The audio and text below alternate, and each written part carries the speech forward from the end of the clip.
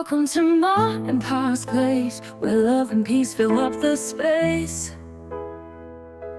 Tea and biscuits on the table, warm and sweet, like a family fable.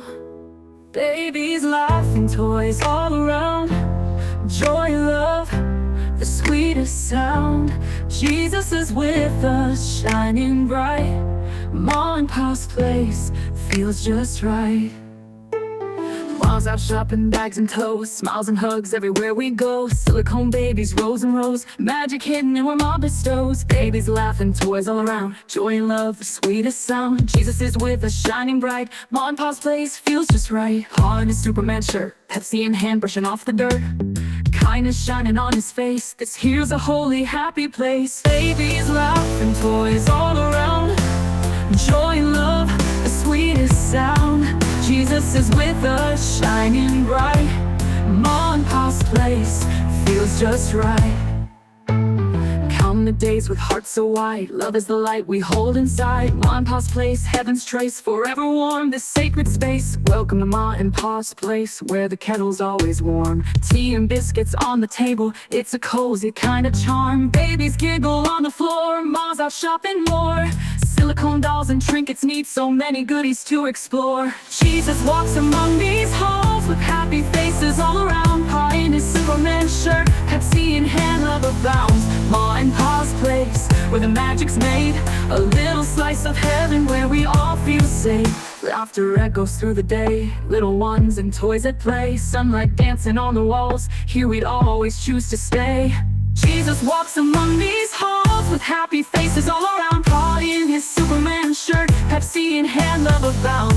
Ma and Pa's place, where the magic's made, a little slice of heaven where we all feel safe. Laughter echoes through the day, little ones and toys at play. Sunlight dancing on the walls, here we'd always choose to stay. Jesus walks among these halls with happy faces all around. Pa in his Superman shirt, Pepsi in hand, love abounds. Ma and Pa's place, where the magic's made, a little slice of heaven where we all feel safe. So come on in, don't hesitate, where joy and warmth await. Ma and Pa's place, it's not just space, it's love, it's heart, it's faith. Jesus is with us, counting the days, happy faces all around in these simple ways.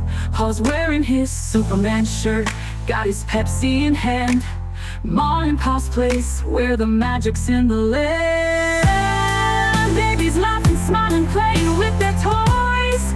The sound of joy fills the air, all one noise. Laughter echoing, it's a scene so sweet. The world fades away, here we find our peace. Jesus is with us, counting the days, happy faces all around in these simple ways. Pa's wearing his Superman shirt, got his Pepsi in hand. Ma and Pa's place, where the magic's in the land. In the heart of this home, every moment feels right. With Ma and Pa's love, everything shines so bright. Jesus walks among these halls with happy faces all around. Pa in his Superman shirt, Pepsi in hand, love abounds. Ma and Pa's place, where the magic's made, a little slice of heaven where we all feel safe. Come on down to Ma and Pa's place, where the heart belongs. With love in the air, we'll be singing our song. Ooh, ooh, ooh, ooh.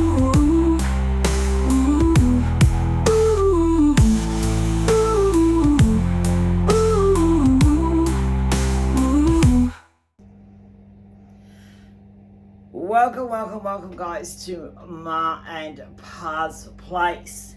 Welcome back to the channel. Sorry we've been away for a while. I have been crap and new medication, everything.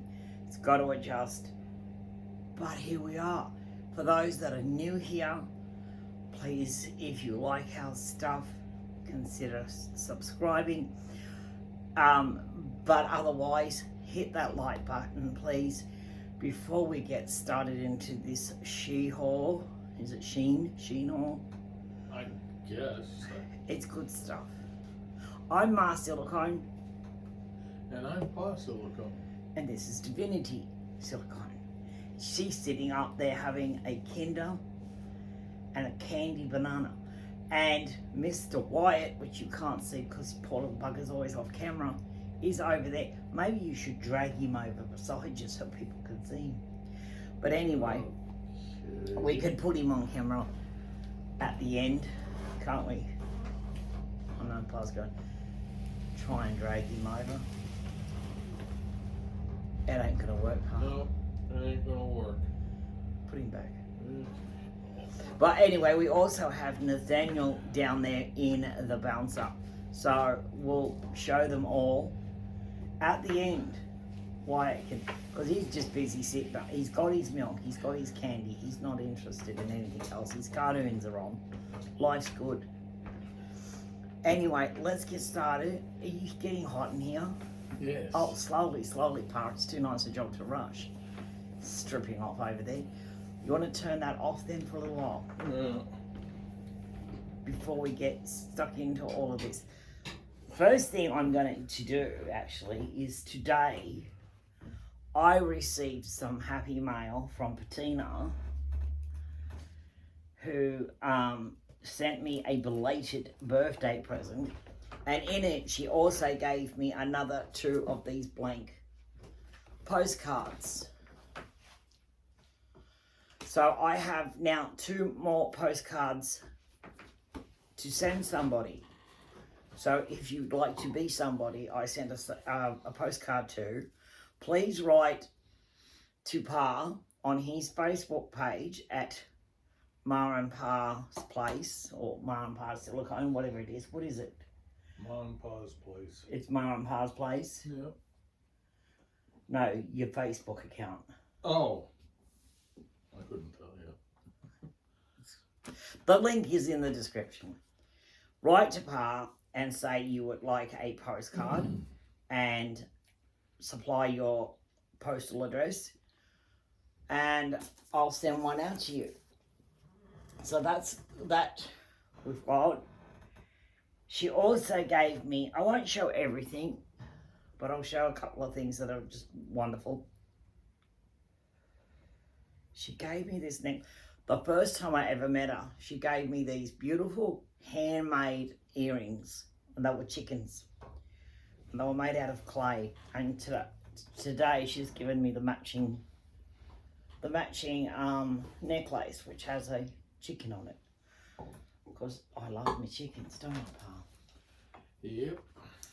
And she also gave me 2 wooden signs. Now, this one's going up in the kitchen. It says, "Welcome to our coop." It's a chicken sign. Isn't it fabulous? And the other one, I know the other one is like, Summer Rain's going to steal this for her wall. It says, "I'll love you till the cows come home." And then this other one. So that'll probably go on her wall. Oh my goodness, it's going to fall down now. So, and she gave me like lots of other cool stuff. And she gave me this gorgeous little, it's an album. It's like a little brag book. It's got a little teddy bear on it. And it's got little teddy bears on it, on the front. And you can put a photo there, but then you can put little photos. I'm going to put all the kids' photos in it. And keep it in my purse. That'll be my little brag book. What do you think? Mm-hmm. And she also gave me this. I'm going to put this in my boys' room. And that's going to hang in the doorway. It's a beautiful cross. And it's got a little praying boy on it. I absolutely love that. I've got that around my wrist, by the way, if you're wondering why there's a scrunchie around my wrist. It's because my hair annoys the crap out of me. So if it keeps flipping in my face, I will tie it up in a bun. All right, let's get on with the haul. Because she gave me lots of other goodies, but, you know, we're going to want to keep this going. No, this is going to annoy me, so hang on, guys. This is going to go. Because I don't want to deal with it. I really don't. So I'm just going to... Don't know how successful this will be. Just do a messy bun. And get this out of my face because it annoys me after a while. Okay, done. Easy peasy. Losing my glasses though. Right, now this we're not going to open. Oh, that's the other thing she gave me. That's going on my front door. Beware crazy cat lady lives here. That's so neat. Yeah, beware crazy cat lady lives here. Told her I want another cat. I do. I want 2 cats. Well, actually, I want 3, but anyway. We're not going to open this, but I will tell you what it is. This is an archway. It's, metal archway that Pa is going to have to work out how to put together. Yeah, good luck with that. You said it, not me. Yeah, but you know it's true. So, I'm hoping he can work it out. I'm sure I'll end up having to do it. But it's an archway because when we get a chance to get around to doing this damn christening, which is the last one I have to do at the moment, we want to put that, well, we're hoping the weather holds out. The weather ain't being good. Very unpredictable. So depending on the weather, we plan to put an archway outside. And I don't know if we're going to be able to see these, but we're going to put these flowers all over it, which hopefully will look good. Again, no guarantees. And then we've got this big giant mat that looks like what? Sort of like cobble flooring or something. I don't know. But we have got quite a few of them. There's lots of these. And I don't even know if I want to take them out, but they kind of hang down. Just fake flowers. And the idea is that I would somehow attach them all over the archway. And then we're going to lay this big mat down and take the table out there and all that good stuff and do the christening outside. And lock the dog up. Yeah. Or she'll eat the table. Like this morning she tried to eat the postman, so instead of bringing my package in, he left it out near the gate. Because we forgot that we didn't know he was coming today and we forgot to lock her up. So anyway, we've got like 4 bags of those in there. And then we've got this big mat. I don't know if you can hold that up or not. Just not unfold it, just hold it up so they get the idea.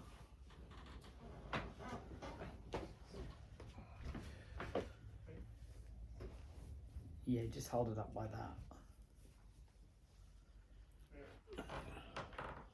So that's our big mat. So you can see it's like a big cobble floor. And it's quite large. All right, thanks, Pa. It is quite large, so... And heavy, too. And heavy. So, well, that's why I'm hoping the weather holds. And it's nice. Now, moving along, the other things that came today, and this haul is mostly for our new baby due home with our 3-year-old, not our 2-year-old. He should be due home, well, I'm hoping he should be sent home within the next week or 2 at tops. But will he be? Probably not. I don't know. We do know that the chances of him getting home before I have surgery are really slim. Unless Barcelona just let him through. Because usually they hold them up and they want all this extra paperwork and they usually get stuck there bouncing backwards and forwards for like 3 weeks, don't they? Yeah. So it takes a long time just to get them out of Spain. And then you got to deal with it when it gets here. So... And I don't know what more paperwork they could possibly need. They have everything. They've just changed the rules on how they do things and what paperworks they want, this, that, and the other. So it's just got down to that it's complicated. So Zenith probably won't be home until somewhere around August. He should have been home in June. Mm-hmm. I mean, first they told me April, and then they told me May, then they told me June. Now it's July. So I don't know. I guess he's just going to get home when he gets home, isn't he? Yeah. that's I'm what it's tired of looking trying to like. work it out with them. I have written to them and asked them, but I'm not getting any responses from them, so fuck it if I know. Which But- is not unusual in itself. No, and they did tell me that they were starting the 3-year-old girl, Annie, and then I'm doing the London sculpt with Annie. So those two will go home together. But anyway, I'm doing her crib. I don't know if you can see. This is her bumper. So it goes around her cot so that she doesn't bump her head or anything. And it just looks pretty. And it's really long. It's 4 meters long. So it should fit right around the entire crib and it'll look really cute. So again, don't want to unroll it. Wow. That hit the floor hard. Mm-hmm. You enjoying Peppa Pig there, pal?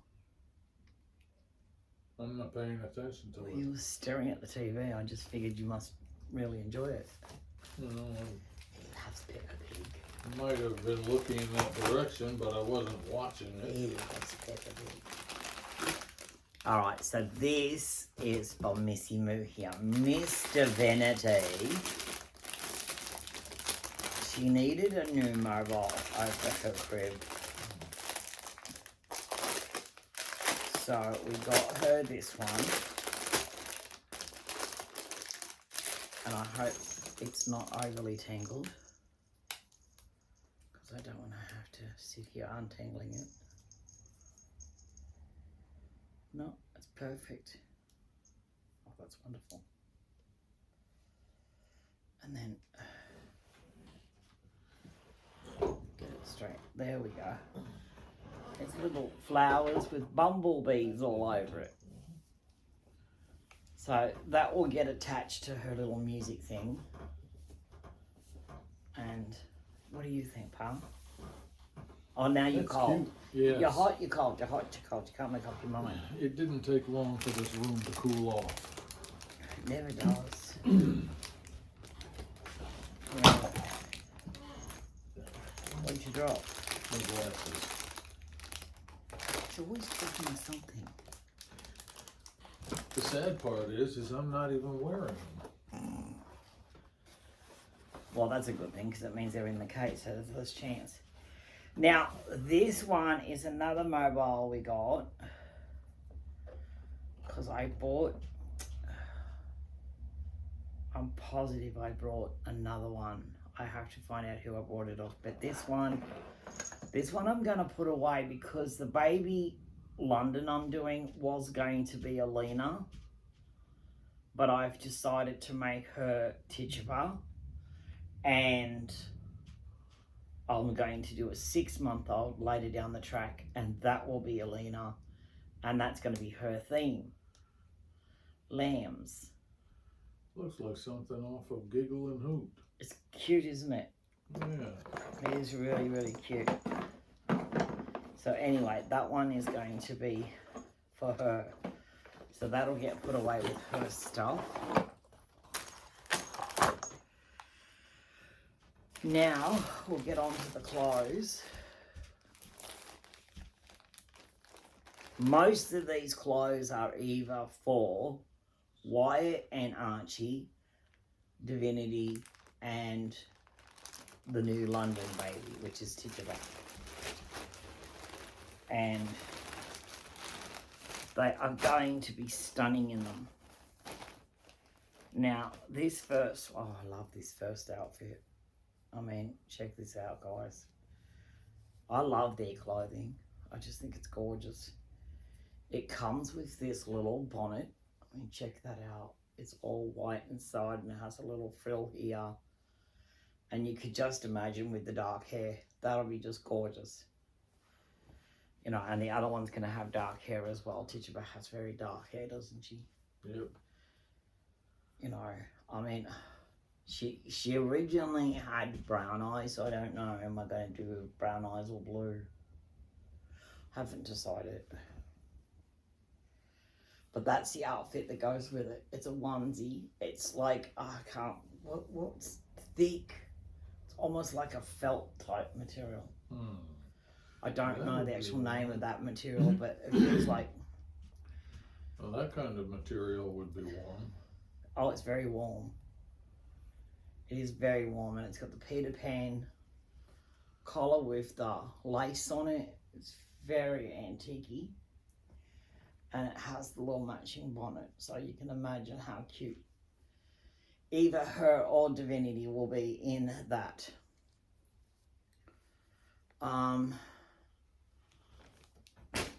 Can you just make sure they go in that basket over there? What I'm going to do is throw them in there. Can you just, well, we just want to move the basket closer.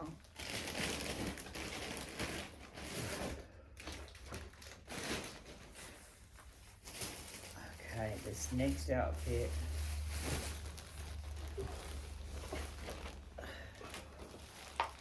has multiple parts.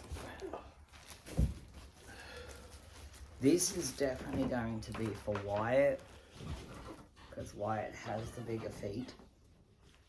And this is so warm. It is a completely knitted one-piece outfit, like a, it's like a sleeper, but it's a knitted one that buttons down the front. It's so lovely, and it comes with these little booties. I mean, check these out. These are gorgeous. I mean, that's the booty. That's one. That's the other one. And it comes with, I love this, comes with mittens. How warm's he gonna be in this? Oh, he should be quite warm. And it also comes with a double pom-pom knitted hat. How flipping cute is that? Wyatt will be stunning in that. So that'll get washed as well. I'll wash that in some wool wash. You hear that, Wyatt? You're going to be the talk of the town. Yes. I'm just going to pull those things out, because that's just so cute. I love that. And that'll be nice to, you know, like you go out on a winter's day or something. We take him out. He'll look so cute in that. My bin is full again, Puff. Why? Because you keep putting stuff in. No, you keep walking over here putting your crap in it too. I Have put you very noticed, little we've got more lights. We're on the air. We've got, this is where the magic happens in our Ma and Pa place. But look where Pa is. He's in the naughty corner. Right above his head, right over there in the corner. That's the naughty corner. That's where Pa is, because that's where he belongs, in the naughty corner. Yep. See? And what have I done that's naughty? I don't know, but it's official. You're always doing something naughty. You're terrible, Muriel. I'm just going to kick off my shoes because they're going to make my feet She isn't saying what I did that was naughty because I haven't done anything. You farted. That ain't naughty. That's just... It's just nasty. That's just a need. No, that's nasty. That's just nasty, that is. Okay. The next outfit we have, I mean, seriously.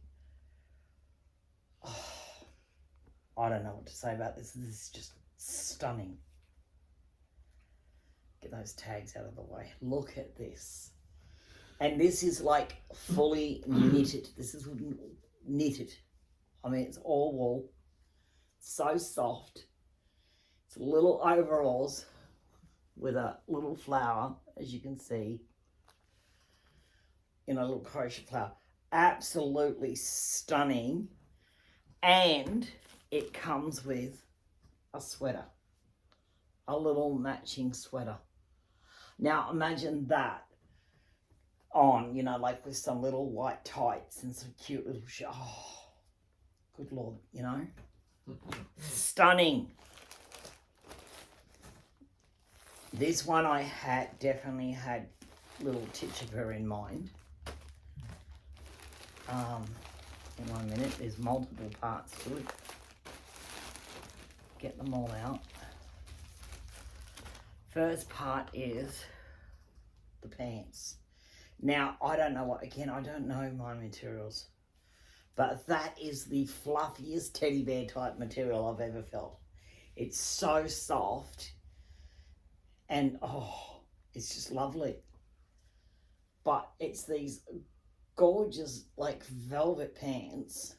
I was going to say, it looks like either felt or velvet. Oh, they're just lovely. It's like velour, you know? Mm. But absolutely gorgeous. That's the pants. And this is the top. I mean, how stunning is this? Well, I'm stunned. Oh, shut up, Pa. You're always bloody stunned.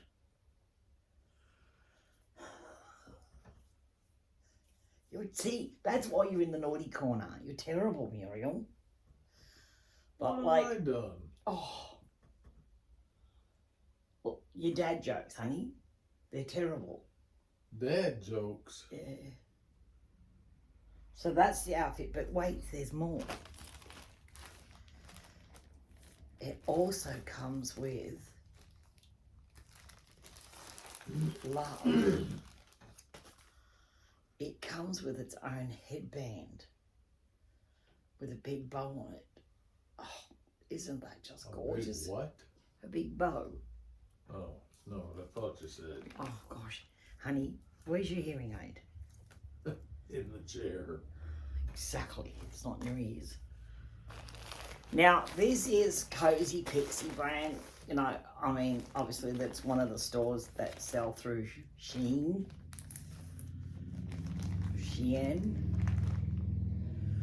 And I love their stuff. I have had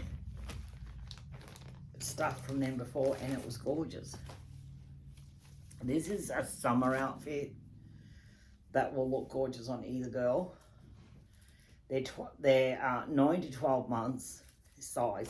It's a bit wrinkled, it's been in the bag. It's got the little bloomers and they're in that sort of dusty pink colour, even though the light drowns it out, probably makes it look like it's apricot, but it actually is a dusty pink. And then it has this little top with the Peter Pan collar and the little embroidered flowers there on the collar, and it has smocking across the front. Absolutely gorgeous. So that will look gorgeous on either girl come summertime. This I'll put back in a bag because I won't. Oh, no, I can put it away. I'll wash it and put it away. This is for Annie. It's just a plain little t-shirt that I bought for Annie that says Daddy's Girl. Because she was definitely Daddy's girl. Speaking of Daddy's girl, did you tell everybody how Summer wormed her way into my bed this morning? Yes, Summer woke up this morning and she decided that Daddy's body heat was better than her cold crib. So he had to move over so she could get comfortable. Because she's like, I'm cold. And then Starlet ended up in the bed, and then Winter ended up in the bed. Yeah, it was one of those things, wasn't it? We had to get up. Yeah. We ended up having to get up, seriously, because they just took over the bed. Yeah, they gave us both the boot. All right, this next outfit, again, it's a summer outfit. It's going to be stunning on either girl. It's purple and white, has these gorgeous little bows all over it, and a Peter Pan collar. And that's 9 to 12 months. It's absolutely stunning. I love that. Absolutely love it. And that's I don't know what it is. It's a very light material. It's kind of like t-shirt material back there, but this is more silkier. But it still is nice. I like it. I think it'll look gorgeous on them. Right, we've got some. We haven't even started yet, guys. The basket's still full. I don't know if this will be a long video. It probably won't be. Well, there's at least one person out there that'll like that. Yes, but I don't think it will be. I don't think it will be because there's not that much to show. It's not like major amounts of stuff. Oh my goodness. I'm trying to stack these bags as I go because otherwise they're just going to get out of control. Yeah. This one's the biggest, so I'm going to shove them all in there. Yeah, Ma's left holding the bag. Yes. That won't be the first time. Okay, so this outfit I love. I don't know which way it goes. I think it's that way. And it's, what do you call it? Like little overall bloomers. I call them Hansel and Gretel pants. Mm-hmm. And it has this long sleeve top. And I don't know what they are. I don't know, like little wheat field or something. I don't know what that is. But anyway. What is it? Like little things of wheat. Okay. I don't know. But see, that would then sit under the collar. And it would look like that. Like, how adorable is that? Picture that with some brown socks, which I have. I have some gorgeous knee-high brown socks and some gorgeous little brown leather shoes. Stunning with a brown bow in her hair or a cream. Gorgeous. Love. Next we have, this is going to be for Buggerlugs here. Because Mr. White's over there in his pumpkin sweater. We're not even close to Halloween, but that, you know, he's wearing his pumpkin sweater. Oh, that's all right. And I brought a sweater for her because she didn't have a nice knitted sweater. And again, it's in that antique dusty pink. And I mean, come on, seriously, who doesn't love a little bit of, you know, what was her name? God, I knew it a minute ago and now I've forgotten it. Something puddle duck. Oh, damn, I can't remember. Huh? I have no idea. From Peter Rabbit. You know. Oh, gosh. See, I've got a blank. When I looked at it, I said the name straight up, and then now I can't remember it. But anyway, it's got some Mrs. Puddle Duck on the front of it. Folks, Ma's having one of my moments. I'm having dementia moments a lot lately. It's scaring the crap out of me.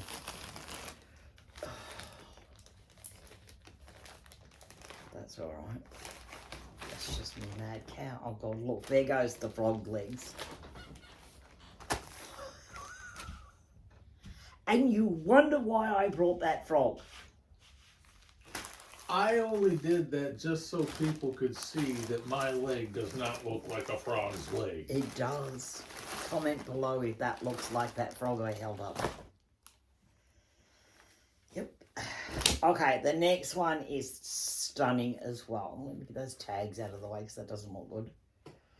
It is cotton. It's in a, this one is an apricot colour. And it's a long sleeve onesie with like bows on it. I'm trying to get that as close as I can. That is so gorgeous. That'd be lovely for like a spring day or, you know, early autumn. I know. Something like that, you know. Or even on a summer's day and you just want to keep the sun off your arms. Oh. Yep. I love this. I think I bought a similar one for her, but it was in yellow. So this one is going to be for the new baby. And it comes with a top with a lace collar, just a plain long sleeve white top. And then we have this, again, dusty pink corduroy ducky dress. I mean, seriously, guys, stop. This is gorgeous. Like, seriously, shut the front door. Look at that. Isn't that gorgeous?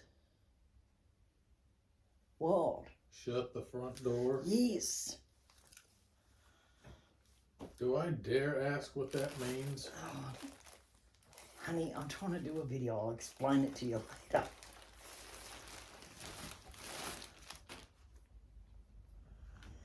This one is another one. I do have shoes and socks that match a lot of these outfits. This one, again, it is a thick cotton dress with a knitted top. So it looks like a jumper or a sweater at the top and a onesie at the bottom. But it looks like the jumper is over the onesie. And, oh, don't you just love that? That looks nice.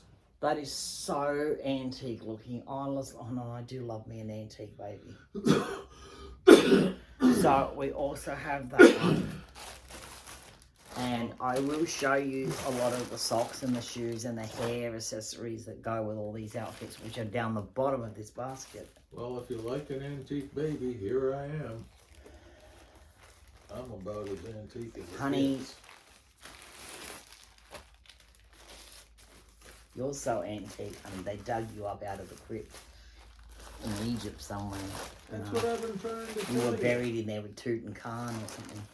That's what I've been trying to tell you. They unwrapped you. I and need a moved. dermatologist. That's how ancient I You am. need a dermatologist. Yes. No comment.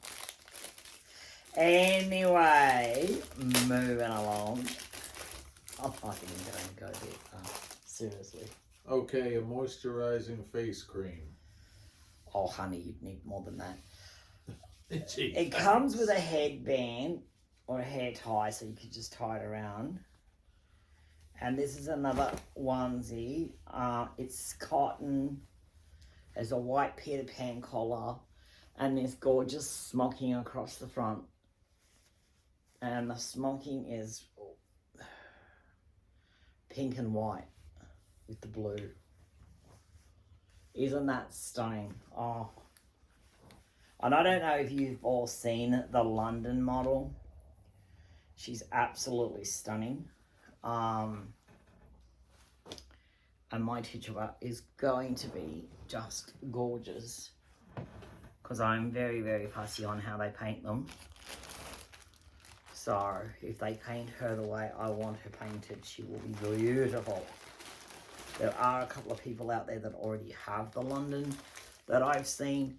There's, you know, one in particular I just love. There's one that they've done recently that has a lot of hair.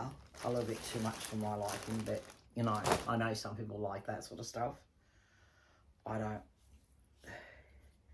I like my babies to be sort of almost bald. Well, as long as it accurately depicts their age group. Yeah, well, when I have too much hair, I don't think it does. You know, I saw, I don't know if it was that one or no one like it, but somebody did one and it had like hair, you could almost put it in ponytails. And I went, no. What age group was it? About 8 months. 8 months and they had that much hair? Yeah, so this is another one. It's cream, long sleeve, cotton, with, and it's got the most gorgeous lace there, and it's got embroidered flowers all the way down it. That is just stunning, this one. Absolutely stunning. That is something I would put on them to go to church. When we go to church on a Sunday or something like that, you know, that's what I would do. I do have this one here. Now this, I don't know if I would put this on them as a dress or keep it and just use it to dress up in. as a Halloween costume. I don't know. But, look, if it were me, I just... The hat part, I don't know. It looks like you could use it for either one. It does have a hat with it, but I would probably not use the hat. Because I would much rather get a bow, the same colour, and have a big bow in their hair. But the bow would be red. I would put a red bow in their hair with little red shoes. And look, all she'd need is a toto. A what? A toto. Should I ask? So she can say, I don't think we're in Kansas anymore, Toto. Oh, okay. Little Dorothy outfit. Isn't it gorgeous? It's a onesie with this little dress over the top. And I just saw that and I thought, oh my gosh. You know, put Tituba in that with little red shoes and a red bow in her hair. Oh, love it. It didn't even dawn on me that you were thinking of the dog. Yeah, I was thinking of, I was thinking about, You're right. Dorothy. That is the perfect outfit for a little Toto dog. Yeah, and I'd just get her, I'd buy her a little tiny Toto as a lovey. A little scruff muffin. And I thought, how flippin' cute. Okay, moving along. This is for either Archie or Wyatt. It will fit either of them. Because it's 9 to 12 months and Archie, even though he's a 6-year-old, he's big, isn't he? I mean, he's a big boy. So I got this. It's multicolored. It's blue on the back, but it's pink in yellow and blue at the front. And it's just a very, very light onesie. This would be perfect for the hot weather. Yeah. Would not get too hot in that. That's very cool. It's very thin. Put that over there. Put that in there. I have got such a bag collection of plastic bags. It's crazy. Now, what else have I got in here? Oh gosh, hang on. I thought I had... No, we must be down to the... Okay, we're going to do the shoes now. I thought we had a lot more clothing, but I think that was it for the clothing. I bought these shoes. Now, these shoes... It says they're 19, but I don't know. Until I try them on Wyatt, to me they look huge. These look like they would fit like Charlie or Klaus. Because they've got tiny feet, these dolls. You know, and I'm just trying to tie this up because I don't know why it's untied. Their feet are more... Their feet are a little bit smaller than what they should be for their age. Their feet are more fat than long. Yeah. So I think, you know, like they're just a little stretchy boot. And get that nice and close. You can see it's a little cream, very soft crib shoe type boot. But until I try it on him, I don't know if they'll fit him or if they'll fit one of the other boys. Because they just look big. They look really big to me.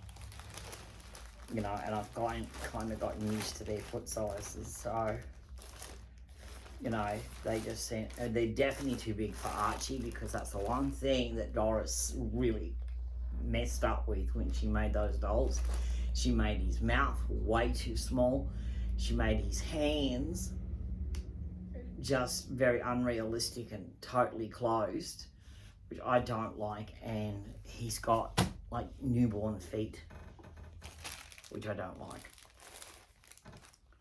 which is a real shame, because you know, if I could have found a sculptor willing to redo his hands and redo his feet and really open that mouth up, it would have been lovely. But that's sort of out the door now, because I don't trust anyone, especially in Australia. Yeah. I've been burned by Aussie doll artists, Okay, so this is a set that I brought, which would go with that cream, not that cream, crimson, that crimson red outfit. That's the bow I brought to go with it. And these are the socks, which are, if I can straighten them out a bit, they're just all screwed up in there. But look at that, beautiful. And they'll also be gorgeous for Christmas. So she's got socks and that bow. And I'll just leave them in there so we don't lose them, because they get washed in a special bag. The next thing we have is, these will fit, gosh, just about anyone really. They'll fit my bigger babies, my 18-month-olds, they'll fit my 8-month-olds, or they'll fit my newborns. You know, so these will just fit anybody. But again, they would really go with a lot of the outfits that I bought that were neutral. And that's those stretchy kind. Love these. These are so cool. And these come in a pack of 4 or 5, I believe. And then they're all a different shade of a neutral colour, but they're all different shades of brown. This one here looks like it's the darkest one. So, oh gosh, look, I'm dropping everything now. You looked at it. Ran away. You think that's something? You should see what the mirror does when I look at that. Yeah, Pa doesn't like mirrors. Well, I don't like mirrors either, but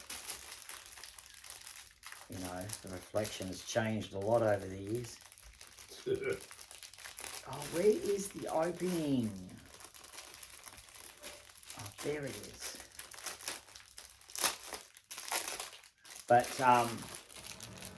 yeah, Pa sees, you know, me looking back at him and I'm not even in the room. That's the next colour, which is a darker brown.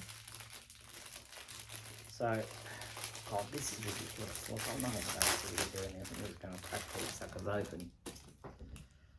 So that's the next one. See, I have no patience for things like that. I just don't. I swear I have no patience at all. None whatsoever. I hate waiting for anything. I don't like to wait in line. I don't like to wait for like my surgeries. Oh, I just like to get in, get it over with, get home. You know, I don't want to deal with it. When the good Lord was handing out patients, I was in the can taking a shit. So I missed out. Oh, God. I tell everyone that. When the good Lord gave out patients, I was in the dunny taking a shit. So, yep, I missed out. This packet is, oh, this is another set of bows and socks. Exactly the same as the red one, only in this beautiful cream. So that is gorgeous. Now I'm going to find a bloody bag because I just threw that one away. No. I'll put them in here for now. Because I had to put these in a special bag and wash them carefully. Oh, did I just close that? Good on you. I tell you what, my mad cow's kicking in today, guys. These I got for Pa. Now, there's another one in here somewhere.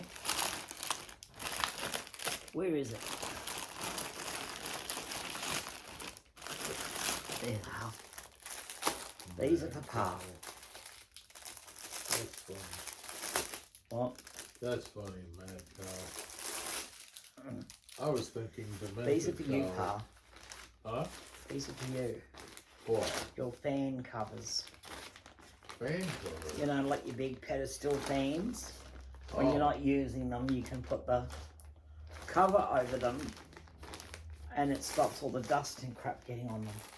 Oh, okay. There you go. I have And to there's put one- it on my head for when I wash my hair. Oh, you don't have any hair. And why would you put a shower cap on your head if you're washing your hair?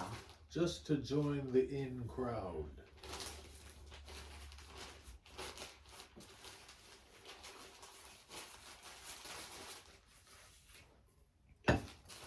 Why are you sniffing the plastic? Well, sometimes when you get these things, they have a sort of like, for lack of a better term, a Yeah. new smell. You're an old glue sniffer, aren't you? Actually, yes, I Oh, you're terrible, pal. am. You're terrible. I love. So many Aboriginal kids were glue sniffers in Australia, and they died doing that. Well, this was in Germany that I did that. What? Put glue in a bag and sniffed it? No. When I went to art class, when they were working with glue, Well, I would sniff the bottle. Oh, well, that's not what I'm talking about. Glue sniffers put glue in a bag, potent glue, and put over their face to go and breathe it in for a high. And Aboriginal children were dying in Australia because What they were the addicted. hell did they do that for? And they were doing it with petrol as well. They would put petrol in an old baked beans tin and they were sniffing it. They deserve what they get then. Well, you know. That's stupid. I wouldn't say that because nobody deserves that. Well, You know, but it was just another way of saying it's really stupid. it is stupid, yes. But, you know, it was horrible. Either way, it was just horrible. These are for Archie because they are little. I can't get the flipping tag out of the way. But hopefully you will get to see them. They're little brown, you know, imitation leather. I need a pair of shoes like that. Gorgeous little shoes that will go with some of the outfits that I've got him. So they will go in Archie's box. I'll put them down there. These ones I got for Bug Eyes here and for the London Sculpt because they'll both get to wear these. I flipped out when I saw these. I love these so much. Look at these, and I'm sure she's got a little dress with cherries on it. If she hasn't, I'm going to buy her one. Look at these little shoes. Oh my God. Whose shoes are those? Huh? Whose shoes are those? Hers. Oh, They got little cherries on them. I got a new nickname for her. Look, little cherries on them. And they are just so gorgeous. They've got a little, see that just flips over. They're so soft inside, you know, they're flexible. Imitation leather, but still absolutely stunning. Love those. Totally my favourite. Oh. What's Now the I new can call her nickname? My little cherry blossom. A cherry blossom. Yeah. Oh, that's cute. We'll put her in cherries then.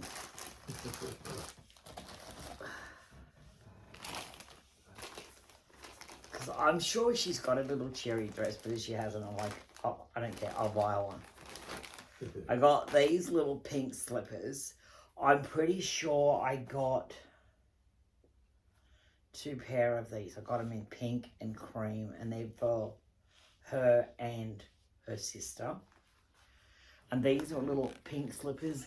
And, oh, I've got to get close for this. See, they've got like a lace pattern all over them.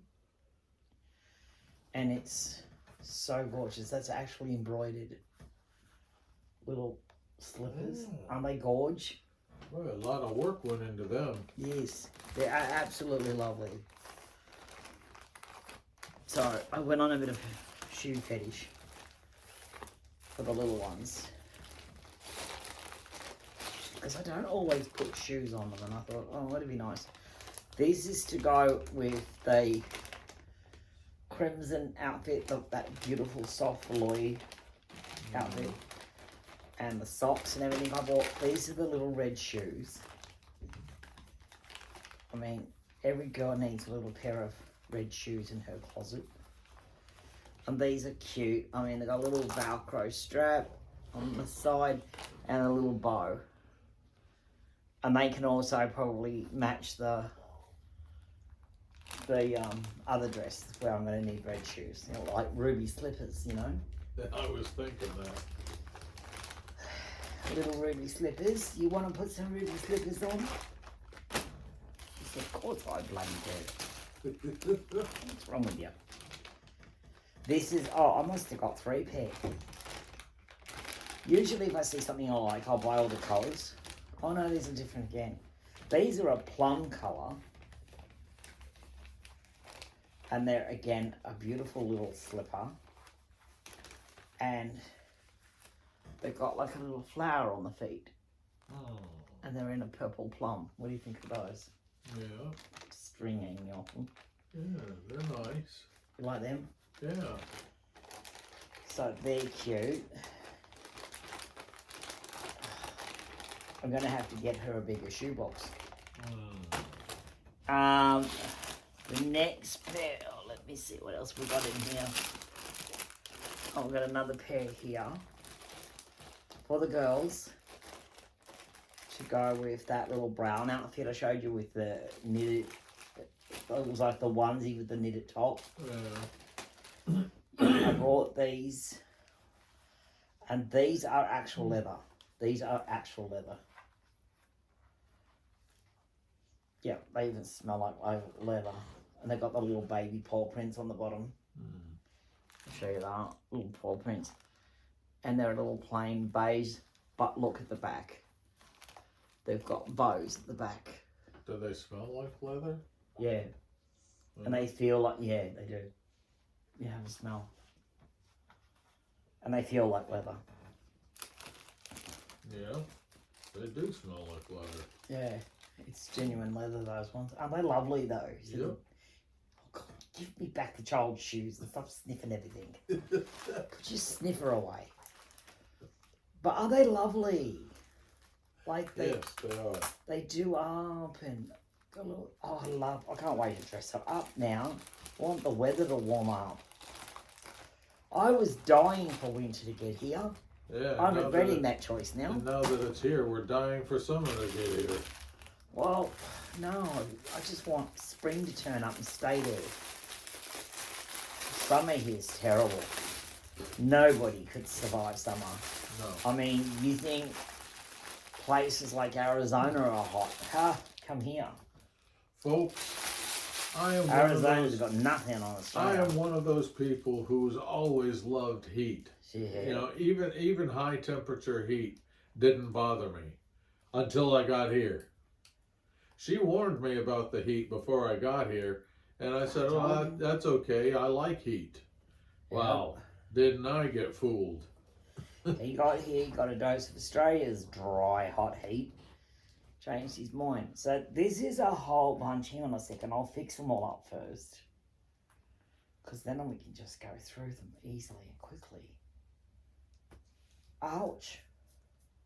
Nasty sock.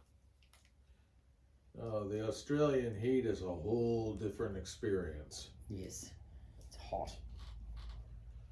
You know, like you get those really hot days that are like 90, 95. That's nothing. That's a spring day here. Yeah. I mean, we've had temperatures that get up to around 150. And that's what our summers are, around 150. Yeah. And it's seriously uncomfortable. Our elderly just drop dead because they can't afford air conditioning. It's just sad. You go outside, and if it's a windy day in the middle of summer, it's like a heater in your face. Yeah, it's just like somebody's got a hairdryer on and they're blowing it full blast. Uh-huh. You know, it's horrible. It's horrible. The heat, the grass just dries up and goes horrible and brown, doesn't it? Oh, it's disgusting. Anyway, guys, these are knee-high socks for all of the outfits. So we've got some dark brown, and we've got some sort of a very light beige, I think. The lighting is mucking up the colours. And then a lighter brown. So they've got those. Now where's my sock bag? No. Isn't in the sock drawer, is it?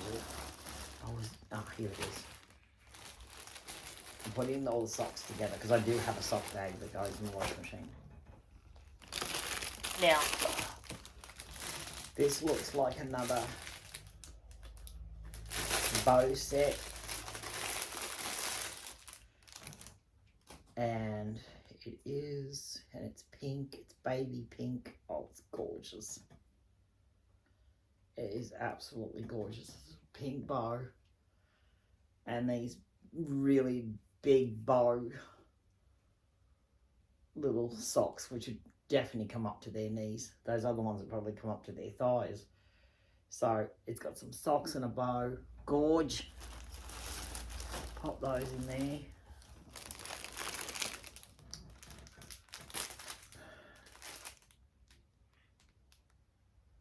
What?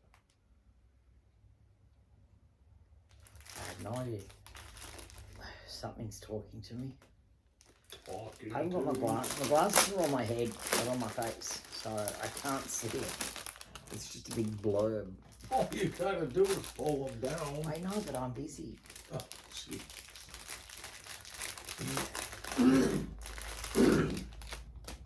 And that's it. Yeah, it's another white bow. Oh gosh, these are so soft. Oh, they stink though. They what? They stink. That's why I wash everything. Where has this thing been? Well, Wow. I don't know if everybody knows, but the reason I wash stuff is because I know for a fact that when this stuff is stored in China, you know, they store it in their warehouses and stuff, these clothes are soaked in like arsenic. Oh, lovely. Yeah, and they put them, they do that because it keeps the rats and stuff away from, or bugs and whatnot, away from the stuff. Yeah, they won't touch it because they don't like the arsenic. And this lady told me, she worked at Walmart, and she told me that when they put the clothes out, that they used to wear gloves. They were told to wear gloves because the clothes were soaked in arsenic. And they said, you know, or wash your hands straight away after you've been handling clothes in the store. A lot of people buy clothes, go home and just put them on. Nah. No, thank you. You don't know who's touched it, where it's been, all that good stuff. You don't know what kind of chemicals it's been Dipped in. subjected to. That's right. And I wash everything. You know, I don't even think about it. It gets washed and that's that. Yeah. Alright, so the next thing we have, like even these hair bows and stuff, they all get washed. They all go in a little, those special little sock bags, and they go for a drink through the machine. But this is a bunch of little headbands. There's that one. There's this one. It's a plain little flower. Two. Oh gosh. That's that too. Hang on a second. Oh gosh, I'm dropping everything. There's a plain brown bow. Then there's another bow. And then this large velvet brown bow, which is absolutely stunning. So again, you got 1, 2, 3, 4, 5 bows in that pack. And I never think to like write down what I paid for this stuff. And it's pretty pointless anyway because I'm in Australia and most people that watch me are in America or England. So your prices on this stuff would be very different anyway. Because we pay double what you pay simply because of the exchange rate. So like, you know, if I was to send, say for instance, if I was to send, say $10 overseas, you know, it's going to cost me in the exchange rate. If I had to send somebody $10 US, they would get $10 US, but it would cost me probably over 20 to send it. You know, so, because I have to pay the exchange rate. So there's another bow, and it has brown matching socks for that set as well. I'm just going to pop those in there. And I have no idea where Pa's gone. He's probably gone to fix the TV for the kids. Stupid thing keeps going off and saying, oh, are you still watching? You know, it's annoying. I'm just digging out these things, and then we'll get to the last of it. I've got another pair of shoes here. These are similar to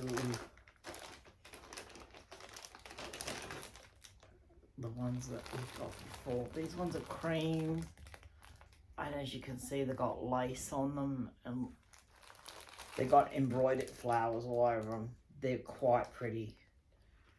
I mean, if you want to see close-up photos, let me know, and I can do that in my next video. I can do close-up photos and then just add them to the end of the video. This looks like it's another, it's another bow set with matching socks.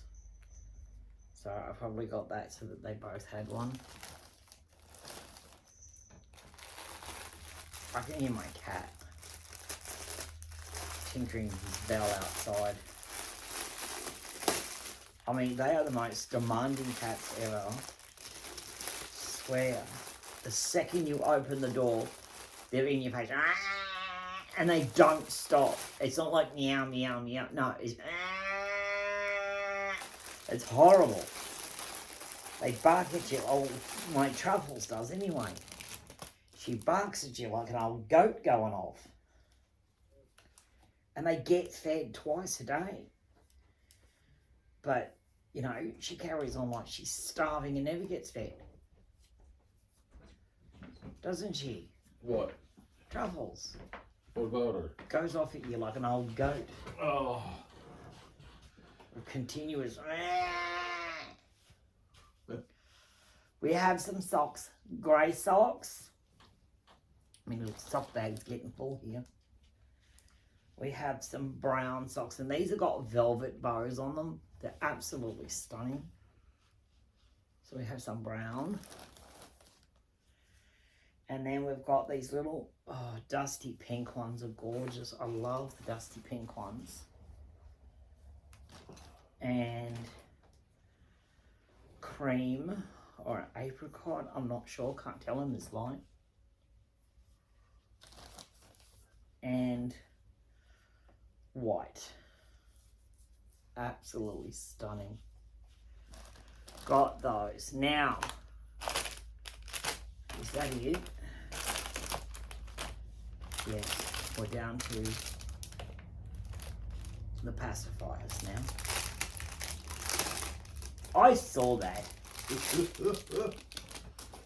We have pacifiers, Pa. Are we getting pacified? I'm going to put one in your mouth in a minute. I got these ones.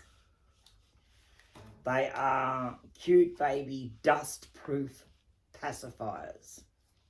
Dust-proof? Yeah, because they close up. When you... Oh, God, I can't get it open. Oh, there's scissors there. I know. I was just testing your skills of observation.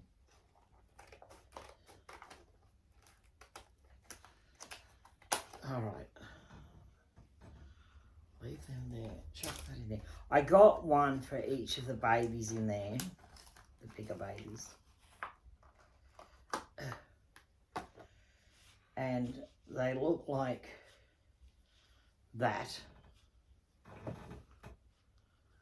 And there's the teat. But they're supposed to be, if they drop them, they close up. Or if they're just not using it, I guess. Now these don't slam shut, but you can close it when they're not using it. They can just close it. Mm-hmm. And, you know, like when they take it out and put it on the table, see now it's closed, so it's not getting yucky things on it, is it? Hopefully not. So, that's that one. Let's get the next one out of the bag.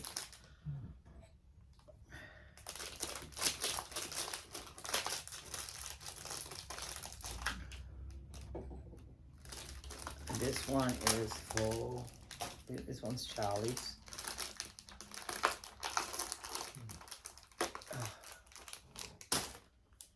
This one is Charlie's, it's blue, same thing.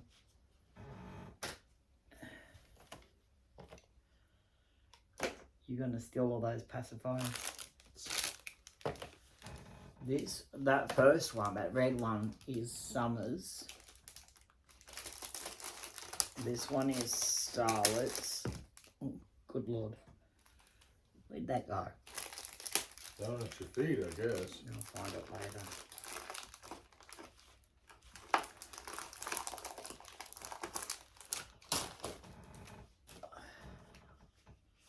So that's Starlet's, it's purple. And then we've got Klaus.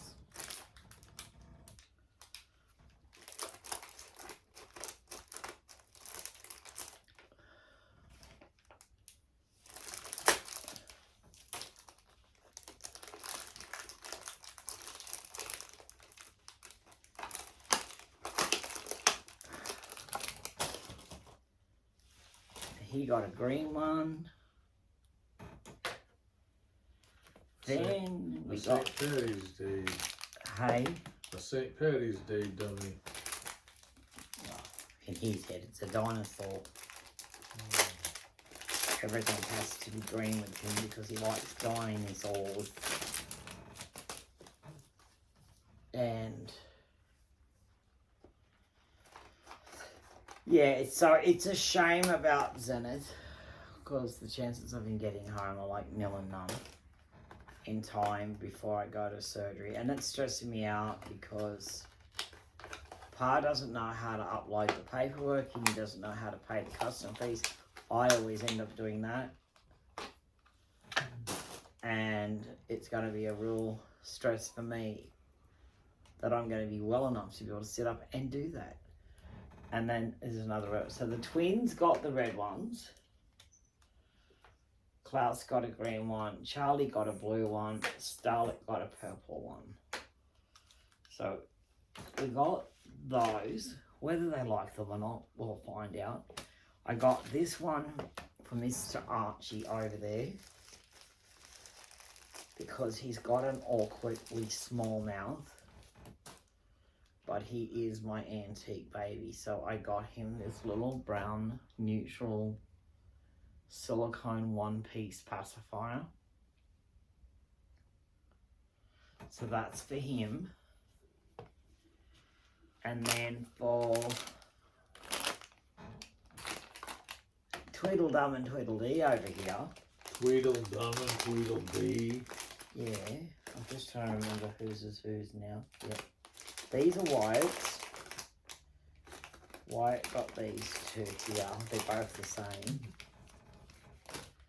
They're both the same, but they're cute. And they've got suns and moons and stars on them. I don't know if you can see that. So that's what Wyatt's look like. What do you think? Yeah. And they're the, what do you call it? The little round bulb type. So I hope he doesn't spit that back at me, because they normally don't go well with those. They like the knuck. Gosh, I got that off now. I don't know how to get it back on. It's gonna be one of those things, is it? Go in there. No, you can't just clip on easily, can you? No. Well, anyway, so he got two of those. And Bugger Love's here. She got these two. She got Suns and Lovey Hearts. So she got that one, and then there's a second one, which of course she could probably give to her sister. So they'll both have one each. So that is it. We're done. Did you tell them about our adrenaline rush? last night with the roller coasters? Oh, Pa and I, we decided last night that we would sit back and just watch some bloody Team of God. We decided last night that we would sit back and watch some YouTube. You know, because we often do watch other people's channels. And we often do watch what movies, and we follow Twin Paranormal, and we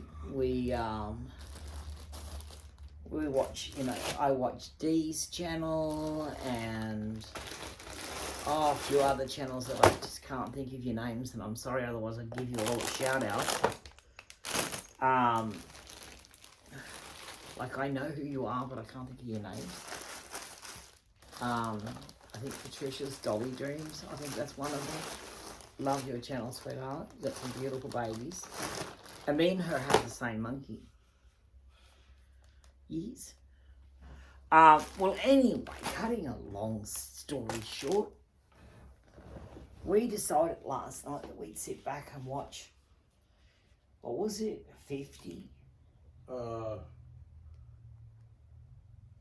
20? I think it was 20, wasn't it? One was 20 and I think one was 50. I don't know. But anyway, let's just say for argument's sake it was 20. It was the 20th scariest roller coaster rides in whatever country it was.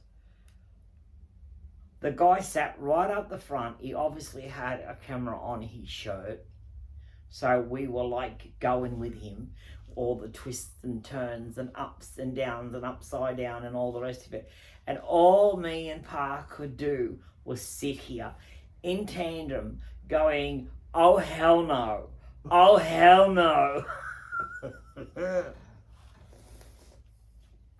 Yes, and we didn't feel real good after that, did we? Oh, nope. I was getting dizzy watching it. Here we were looking to get our blood pumping, and we actually got it stopped. Oh, it was horrendous. And I'm like, I do not understand adrenaline junkies. Oh. Lord have mercy, I do not understand. Keep my feet firmly on the ground. The only time I'm flying that high is when I've got my wings and I'm going home. Yeah. Other than that, no. I don't mind a good adrenaline rush once in a while, but that's overdoing it, let me tell you. Oh, look, my daughter Bella, seriously, she's a junkie for that stuff. She goes on those rides all the time and goes, oh, well, that was, you know, it was cool, but, you know, it could have been better. She went in this one ride once, spun her up in, like she was literally just sitting in this seat thing, and it was spinning her upside, like there was nothing holding her, and I nearly passed out. I was standing right next to the trash can, getting ready to heave into it, because just watching her was making me sick. And she got off, and I said to her, how in of God's hell did you cope with that? And she just said, oh, it wasn't that bad, I was just worried about losing me flip-flops. She had thongs on her feet. And I'm like, seriously? You're worried about your footwear? I would be more worried about you coming out of the thing and come crashing to the ground. Nah. I think the carousel is my speed. Yeah, that's me too. You know, just pop me on a pony and I'm good. Anything that's on the ground is my speed. Mm. Well. Oh, the dodging cars. Yeah. I would kick your ass. I like bumper cars too. I would ram you every step of the way. What are you doing? Unblocking my ears.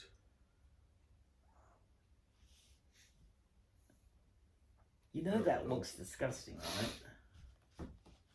Well, it's better than hearing everything muffled. You know the best thing for that? To chew gum. Chew gum. Because when your jaw is moving, it usually unblocks your ears. Sounds to me like you got a head cold. I don't have a head cold. I've had a nagging sore throat for a couple of days and I'm just waiting for it to burst into a full-blown flu. Usually does. Well, it's incubating in there at the moment, I'm sure of it. Incubating. I just hope I don't get sick prior to my surgery, or they'll cancel it on me due to the fact that I've got a cold. They will not operate on you if you've got a cold. Well, if you're sick, that's a good reason not to. Yeah, in Australia, though, if you've got any kind of chest infection, you know, will you stop that, bar? My ears are plugged up. Go get a cough lolly. A cough lolly? Yeah, it'll help clear your nasal passages. Or Well, do you want a tissue? No, my nose isn't plugged up. My ears are. Well, blow your nose anyway. Oh, for Pete's sake. Sitting there making those noises. People, Lord. you're about to bear witness to Pa blowing his nose. All through the courtesy of Ma.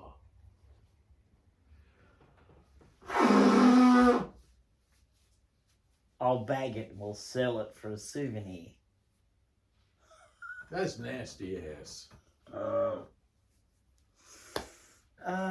gee. However, That's nasty, putting your dirty tissue on I my don't cup. have a trash can over here. And every time I throw them in your trash can, you You've got complain. a ton of trash down there. Put it in a bloody bag there. Well, Putting your germs all over the coffee table. what the hell is this? Well, that's not the one I was talking about. Grab one of those ones and then you can seal it up. Well, your original suggestion there gives me an excuse to go to the kitchen and grab my black currant cough drops. God, he's dramatic. Anyway, you want to pass me Mr. Nananal? An animal. Yeah, so he can say hello. He isn't going to like that. Well, it's only because he likes his bouncer. It's very Alright. red in the face if you take him out of his bouncer. Alright, come on, you, my little Tootsie Roll. Tootsie roll. Yep. Just pass him. I've got him. It's good. Hello. Say hello, everybody. Hi. I'm going to take that big dummy out of your mouth. They Nathaniel, can't see your beautiful face with that thing stuffed in there. Nathaniel, you have to address your constituents. Oh, you have to address your constituents. Say hello, constituents. So, I don't know if you can see him, but he is kind of peeking. He was cozy, weren't you? Cozied up in your little, it's a bouncer. He loves it. It plays music and it bounces him. And when it stopped, we noticed with him, being that he's haunted, when it stops, he gets very red in the face, like seriously red in the face. Next time he does it, I'm going to try and get a photo so that you'll see how red he gets. Yes, because he's a cranky toad.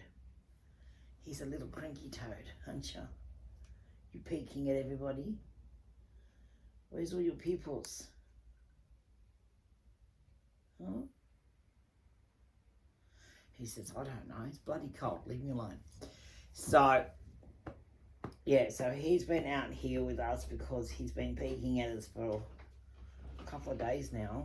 He does close his eyes, eventually, doesn't he? Yep. How many packets do you need, Pa? Well, the pack was open, so I just thought I'd bring them all in here. In Pa? case of just such Pa? an emergency. Pa, let me remind you they are cough drops, not candy. I know what they are. Yeah, well, don't sit there chewing on the whole packet in one sitting. I'm not going to chew on them. You do. No, I don't. Yes, you do. I am going to suck. Oh, Pa,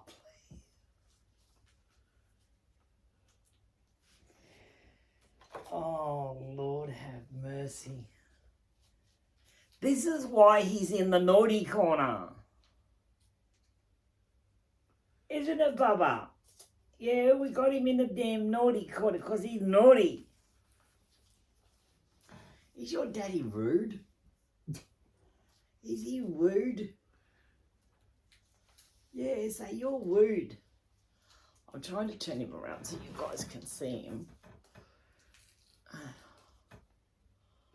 Hold his head. I don't know if you can see him. I can't get the camera any closer because it's an awkward lounge room and we can't fit in properly, and we're trying to get everything to fit in the frame and it's just not, and the lights are all heavy because my ring light don't work, and I thought I had ordered new ones, but again I can't find the order for that or your saucepans.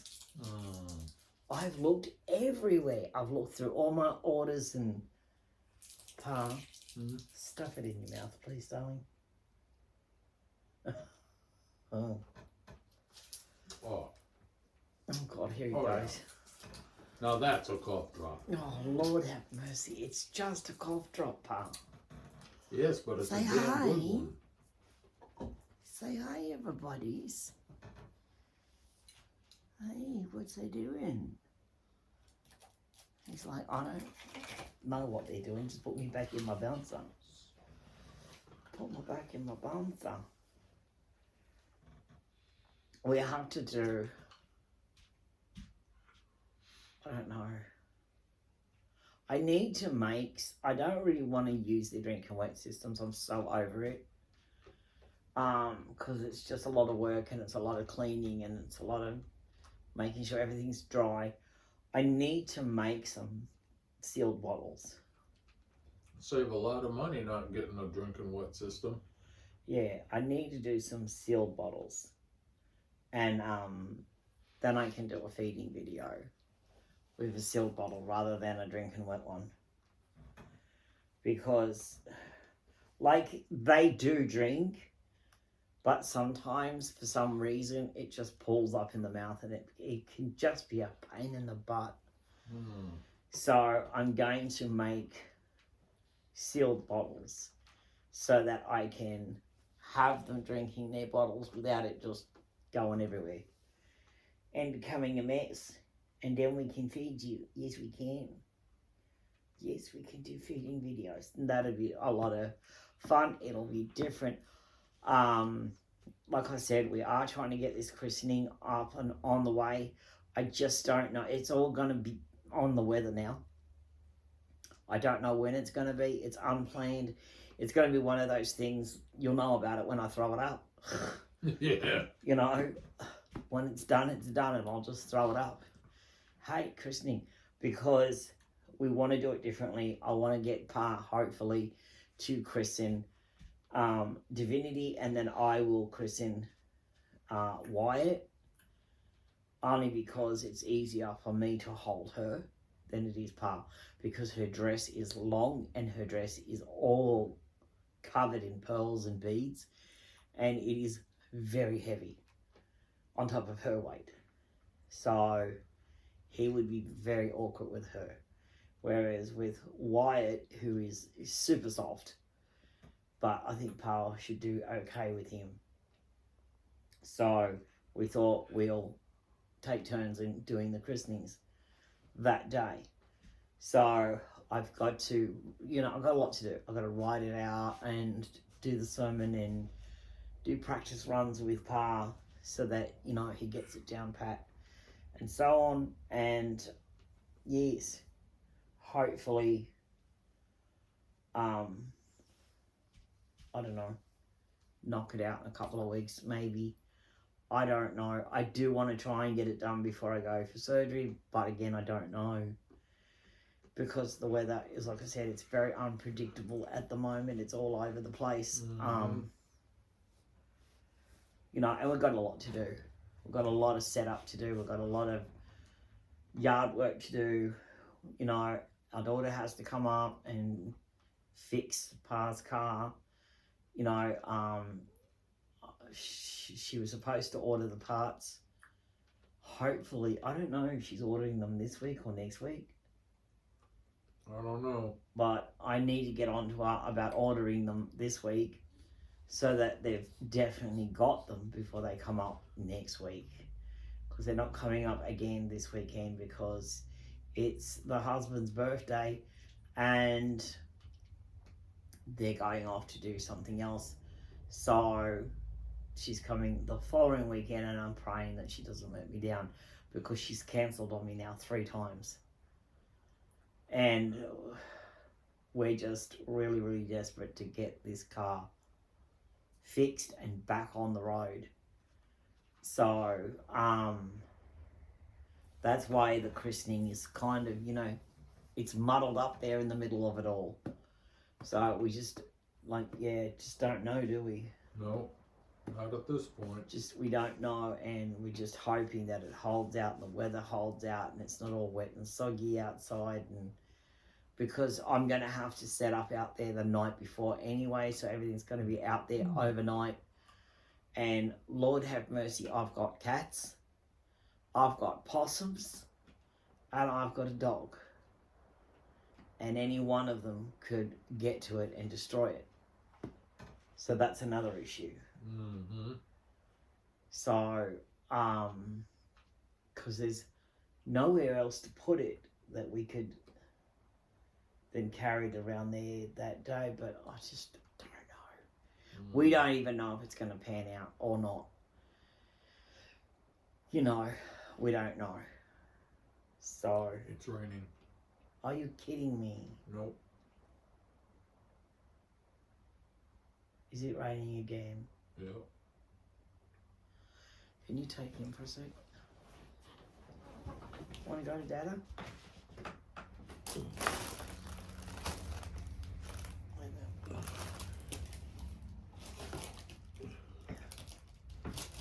You alright? He's got a bag stuck in his foot. So yeah, as Pa said, it's raining again out there. So that's not good. Because that means that it could continue, couldn't it? I say it could continue, couldn't it? Yeah. The ground will be soggy, and it told us it wasn't going to rain. It's not supposed to rain. See, today it doesn't even say rain. It says cloudy, but it doesn't. It says mostly cloudy. There's no mention of rain.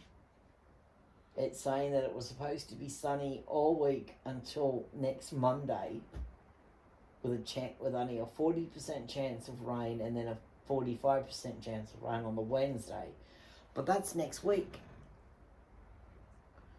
Well, but it's raining now. Thank God I got the stuff off the line. Yeah, well, it's just irritating. Yep, it is that. Because I am trying to plan this beautiful outdoor christening.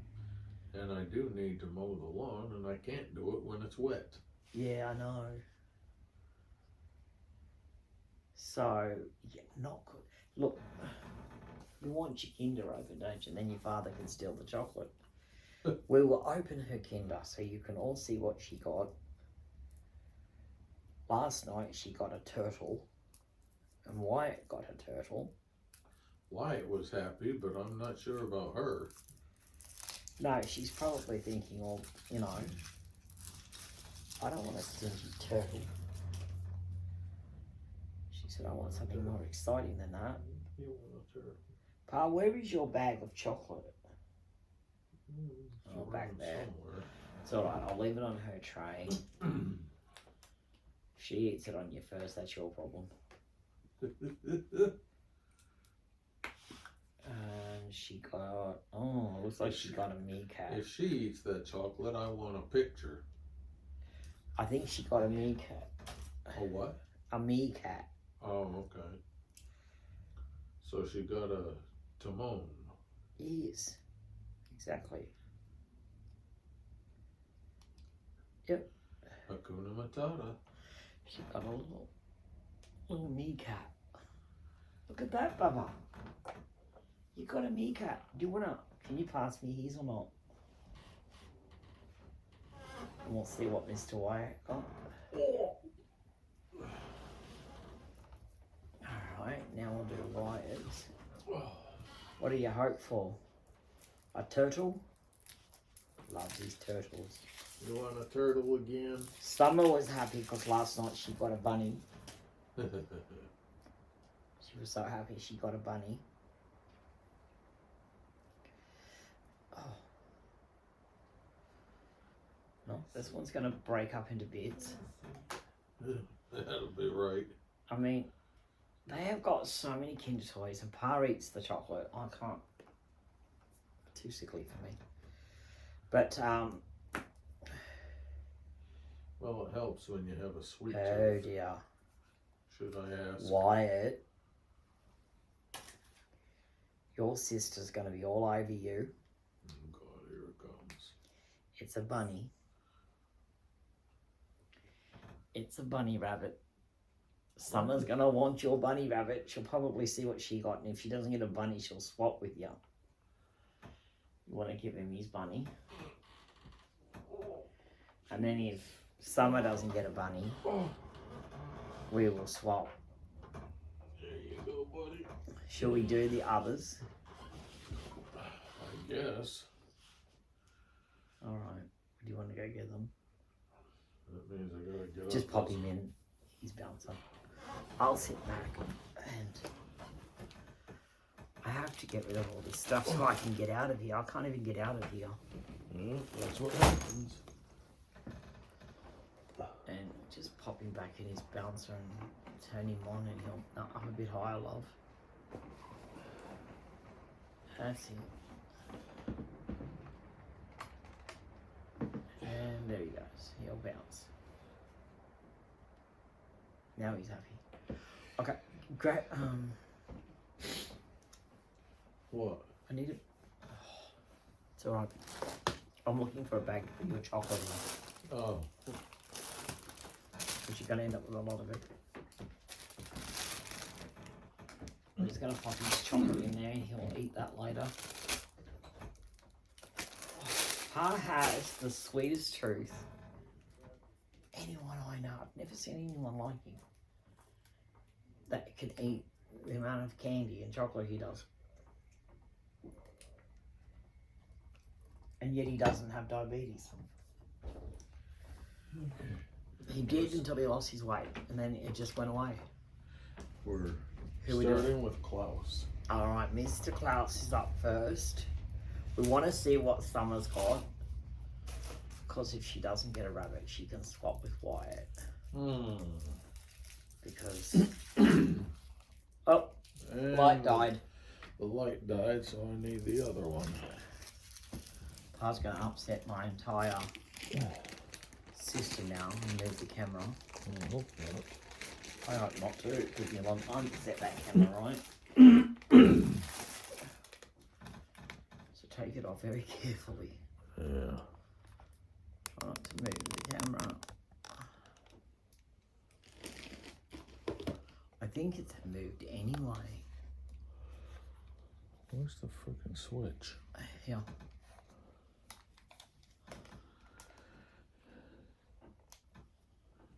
Oh, they're bright. Yep. They are when they're charged. No, other side, Pa.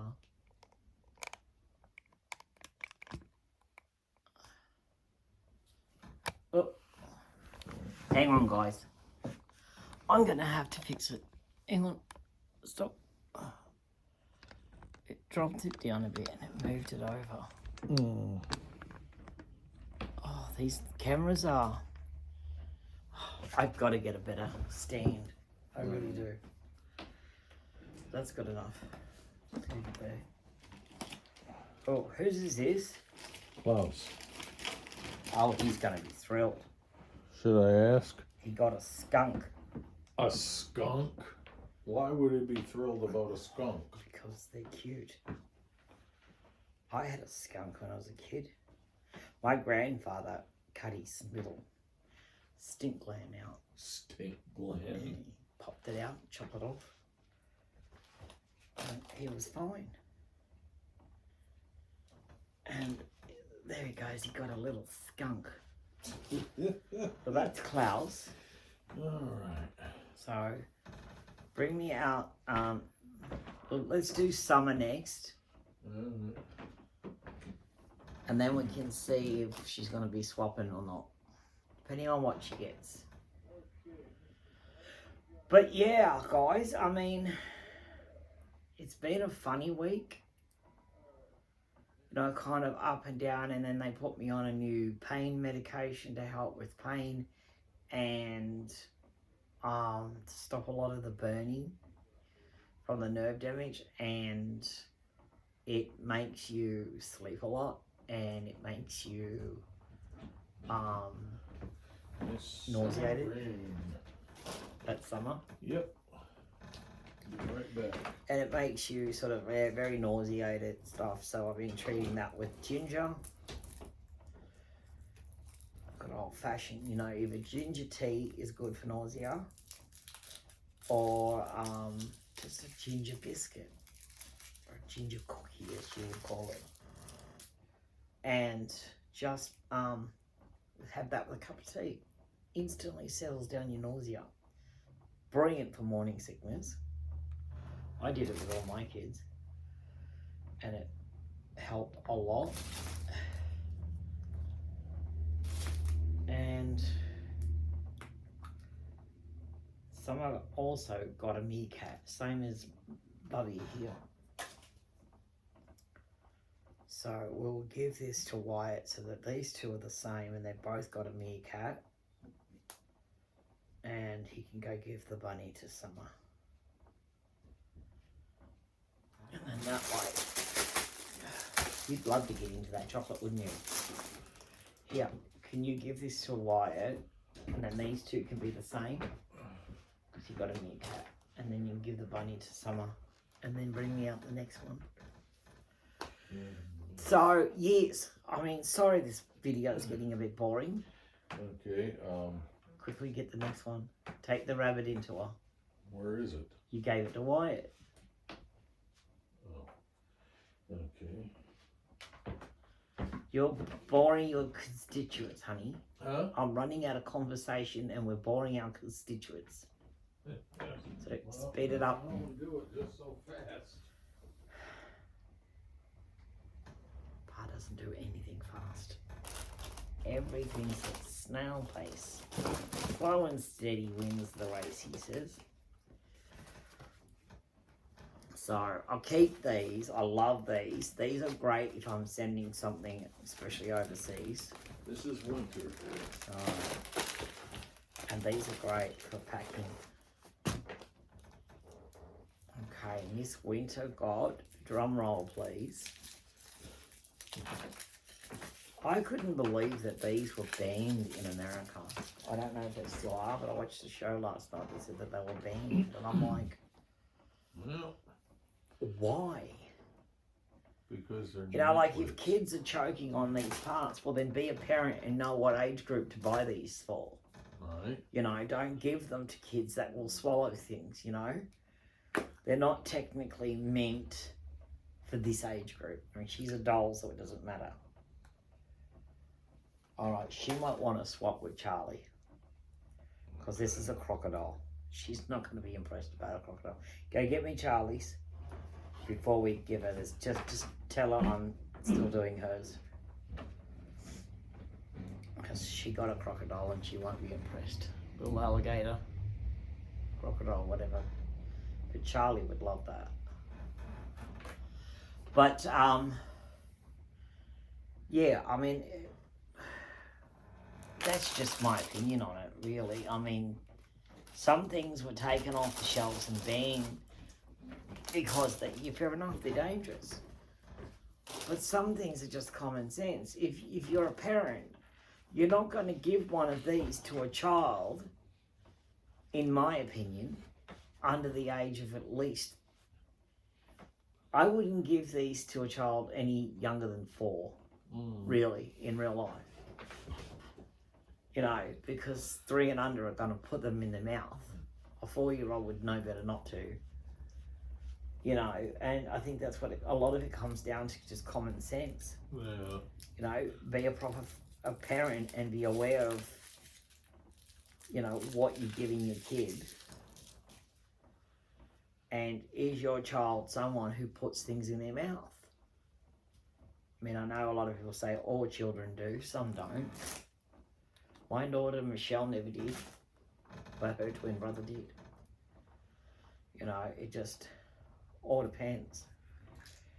Yes, okay. This one is a polar bear.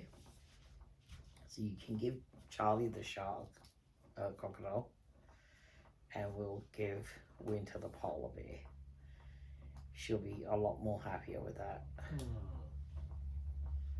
Don't think she'd want some creepy old crocodile.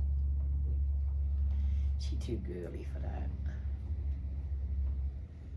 And of course, your fat boudoir is not going to clip into place, is it? Come on, clip in there. Oh, there we go. Polar bear. Okay, take those two in. I've only got Starlet left now. Yeah. Did I do it right? Oh, you got it better than...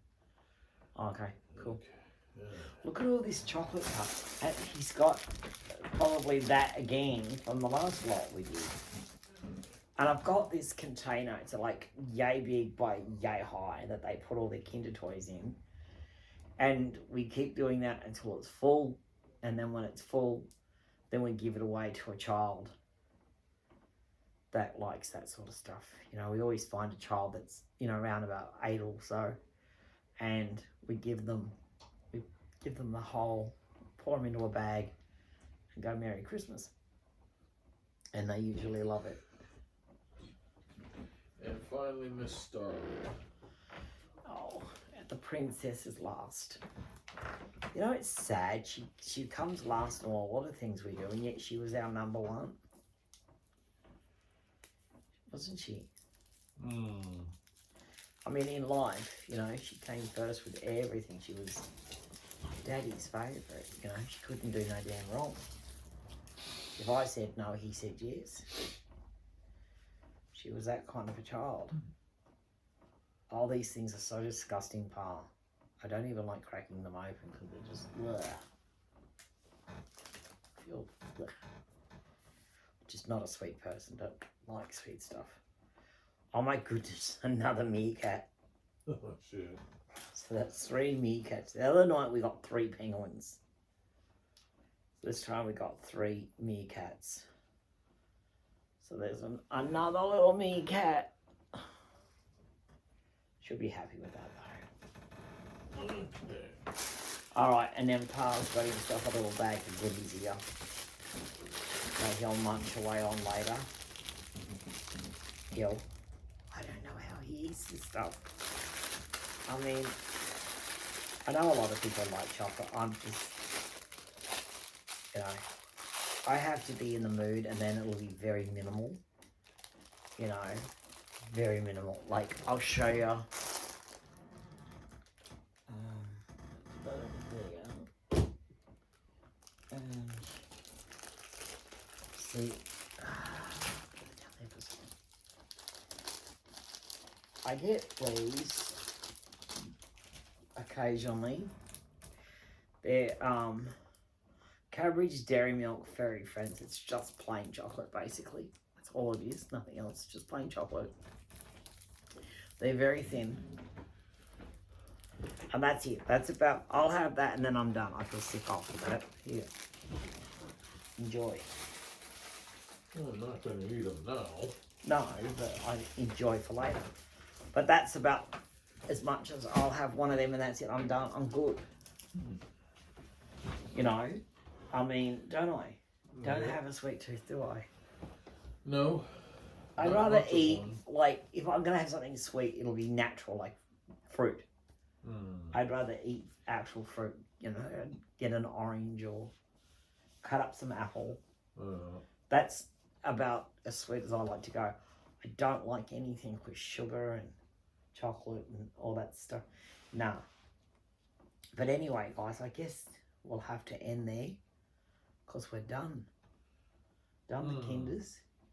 Yeah. Mr. White doesn't look any different than he did before. He's got his little, he's got it going on over there. I'll put some photos of him at the end of the video. So watch to the very end.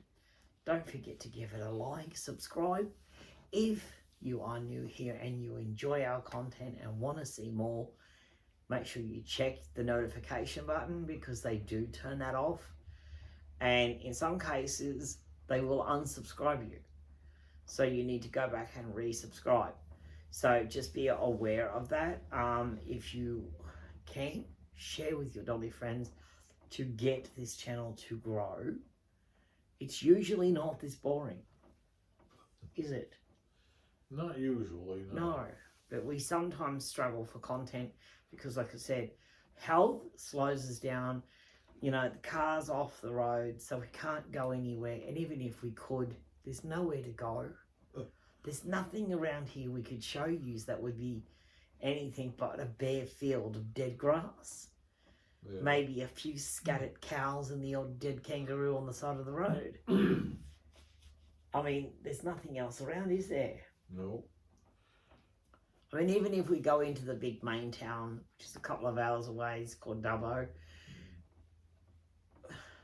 there's nothing exciting there to look at neither. Is there? Nope. One day, I don't know when, but Pa and I are hoping to do the trip to Orange.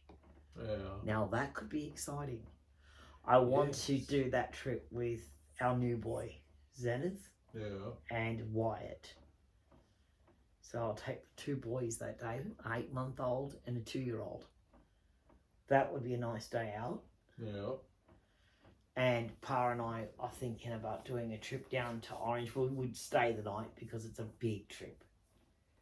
So we'd have to get a house sitter and whatnot to feed the animals and just babysit. Yeah. As we always do. You know, we never leave the house unattended. There's always somebody here. You know? Yeah.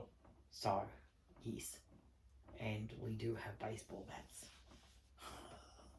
And we're not scared to use them. So, we would like to do that though. You know, to do a bit of a road trip. You kind of show you some of the trip down there. As you get further and further, like closer and closer to Orange, you've got the mountains, you've got the green fields, you know, it's just beautiful. If I could move in that direction, I so would. Very different place. Yeah, they have great hospitals. They have every specialist you can think of. They have fantastic doctors. I mean, that if I could move, that's in the direction I would go. Yeah. You know, wouldn't you? Yeah. And they have a second-hand, like a Goodwill. And it's massive, isn't it? And it's 2 stories. And they have a lot of nice stuff, too. Yeah. Like, downstairs is all their bric-a-brac, their clothes, their toys. Books, all that sort of stuff. But then you go upstairs and it's all furniture, baby stuff, like strollers and bassinets and cribs and all that sort of stuff upstairs. Like, I would just give me 5,000 and just set me loose with a trailer attached to the car. Somebody give you 5,000, we'd probably come out with 10,000. I need, seriously, a 6-bedroom, 2-story house with a basement and an attic. And I'd have to finish both of them because both of them would be just filled with stuff. I would just spread out. I am a hoarder. I definitely have trouble letting go of stuff. I really do. A lot of that's because I had nothing my whole life. As a child, I was never allowed to have a toy. I was never allowed to have, you know, actual pets where I was kept. I had pets at my grandmother's house, but I only got to see them, good Lord, twice, maybe 3 times a year if I was lucky. Usually only twice a year. You know, I didn't get, you know, and the pets that I was given in places that I'd stay would be, you know, literally murdered in front of me to teach me a lesson. You know, like I was buried under the house with this dog. She was a German Shepherd cross something or other. She was a mongrel. And I called her Lady, and she was gorgeous, and she was kept chained under the house, you know, and I was shackled and kept under the house because this one family that they put me with, the woman was evil, absolutely evil beyond words. And I would literally just eat the dog food because I'd be so hungry, because she would just sometimes feed me when she felt like it. So I could go a day or two without anything to eat, you know, and I would just start eating the dog's biscuits. Anyway, cutting a long story short, one day when she finally did come out with a plain piece of bread with some jam on it, or jelly as some of you call it, no butter, no nothing, just some jelly on this piece of bread. I broke the bread in half and gave half to the dog because I felt guilty that I was eating her food. And then I ate the other half. Well, this woman saw me do that, and all hell broke loose. Now, mind you, I was 3 years old. I'd only just been sent to Australia. I didn't understand English very good at all because English was not my first language. And when I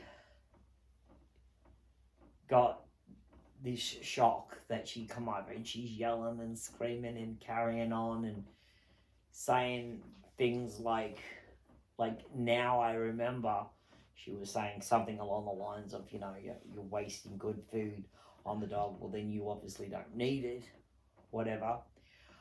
All I remember was that, first of all, I was dragged out from under the house by the chain. Then I was flogged with a stick so viciously my skin broke open. And then I remember, I vaguely remember her saying, I'll show you what happens. Something along those lines. And she got her husband to come out. She went inside and then they both come out together. And he had this large, huge kitchen knife. Like, what would you call it? Like a carving knife. Mm. And I thought they were going to stab me. You know, I thought, oh, jeez, you know, this is it, you know. I thought they were going to stab me. But, no, they didn't. He grabbed the dog and he pulled her head back and he cut her throat in front of me. And to this day, I'm haunted by her screaming and then her just laying there shaking and kicking and then finally dying. And then they didn't feed me for about 4 days. You know, and that's the kind of conditions that I would live in. And then they would move me to a different family who might treat me very differently. And then they'd send me to another family who would be just as vile, if not worse. And it was a constant, look, excuse my language, it was a bloody head fuck. Because I didn't know if I was Arthur or Martha from one day to the next, because I never knew where I was going to be. I never knew when I was going to get shipped, because they kept moving me around to keep me sort of like on the move, to keep me out of the watchful eye of welfare or authorities or anything like that. Keep you under the radar. Yeah, keep me totally under the radar and keep me moving so that nobody in any town could ever work out, hang on, something's not right with this kid.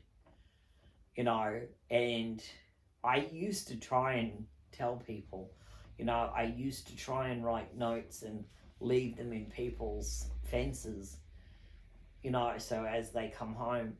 And I watched this lady just chuck them in the bin, but then I realised a lot of that was because I was writing it in German. she only knew English, and I just saw a lot of people turn a blind eye as well. A lot of people weren't a part of their world, but were friends with theirs. And they knew I was being abused, but it was a day when, people knew how to mind their own business, I guess, and didn't do anything. So a lot of abuse in those days went unnoticed. Whereas today, it's very, very different. Today, kids are taught, to do this business behind their back as a warning that they need help. And I think that's brilliant. See, they didn't have anything like that in place when I was a kid. So, did they? No, not that I'm aware of. No. And you got bullied by the outside world as well. So I wasn't just abused at home, I was abused at school, because I used to get picked on by teachers. I had some horrible teachers that would not understand the world you came from, not understand that you couldn't speak English properly or understand it, but would stand you up in class and humiliate you and make fun of your handwriting or make fun of how you were dressed. I didn't ask to be put in a dyed chaff bag and go to school with no shoes on my feet. But, they would humiliate you for that. I had teachers that would blame me for the most stupidest things. Again, I was an abused child. I was sexually abused on a daily basis, since I was as young as 6 months old, and my full abuse started at 2, and I was ripped and torn in places you don't want to know. And the one thing for me was I had no bladder control as a kid because of the abuse. I had no bladder control at all. So when I used to go to the school toilets, if all the girls were in the cubicles and you had to line up and wait your turn, sometimes I couldn't. I could not wait. And I would end up peeing myself. Mind you, I was only 5 years old. But the headmaster would humiliate you. And in those days, you got caned, even when you were 5. So I would get caned. So I got abused by teachers, I got abused by headmasters, and then I got bullied by the kids at school, just outside, everyday kids, teasing me because of how I looked, teasing me because of how I had to dress, or that I had no shoes, or, what are you, poor? And stuff like that. Boys, would tease me to the point where they would pretend to like me and then pull the chair out from underneath me so I'd hit the floor, and then laugh at me and say, oh, look, she can't even sit on the chair properly, blah, blah, blah. Kids were just nasty. I had severe epilepsy by that time because I was so brutally bashed at 2, and the back of my skull was smashed in with a piece of water pipe, and it left me with damage that now I have grand mal epilepsy. And I found that if I had seizures at school, that was another excuse for them to tease me. I got nicknamed the Germy kid, and they all thought that they would catch whatever I had. You could catch epilepsy. And if I walked on the concrete, they would walk on the grass. And said that if they walked on the concrete, that they would, catch my cooties. And then if I walked over towards the grass, they'd all run onto the paving. So I stuck my foot on both and said, now where you's going to go?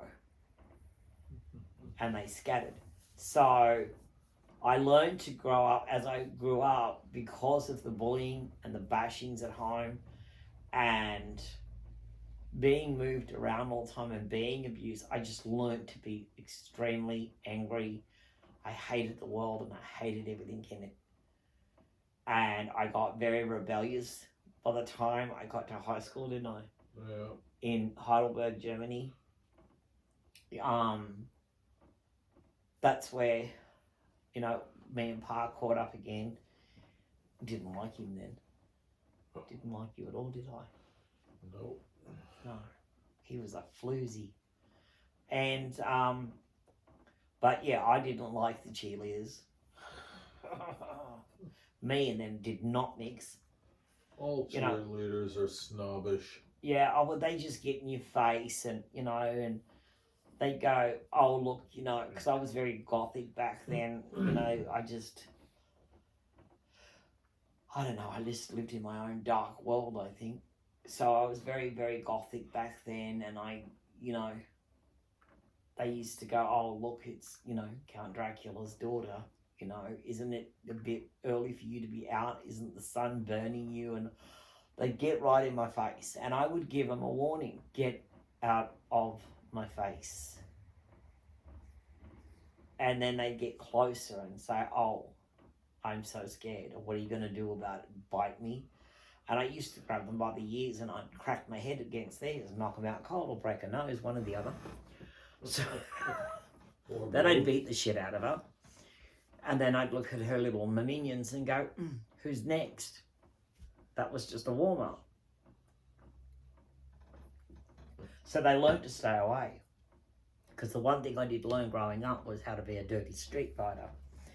And I was very good. I was very good at beating the crap out of people if they got in my face. I didn't go out of my way looking for trouble. But if trouble come to me, I'd clean the floor with them. Because I just didn't have the patience to tolerate any of it.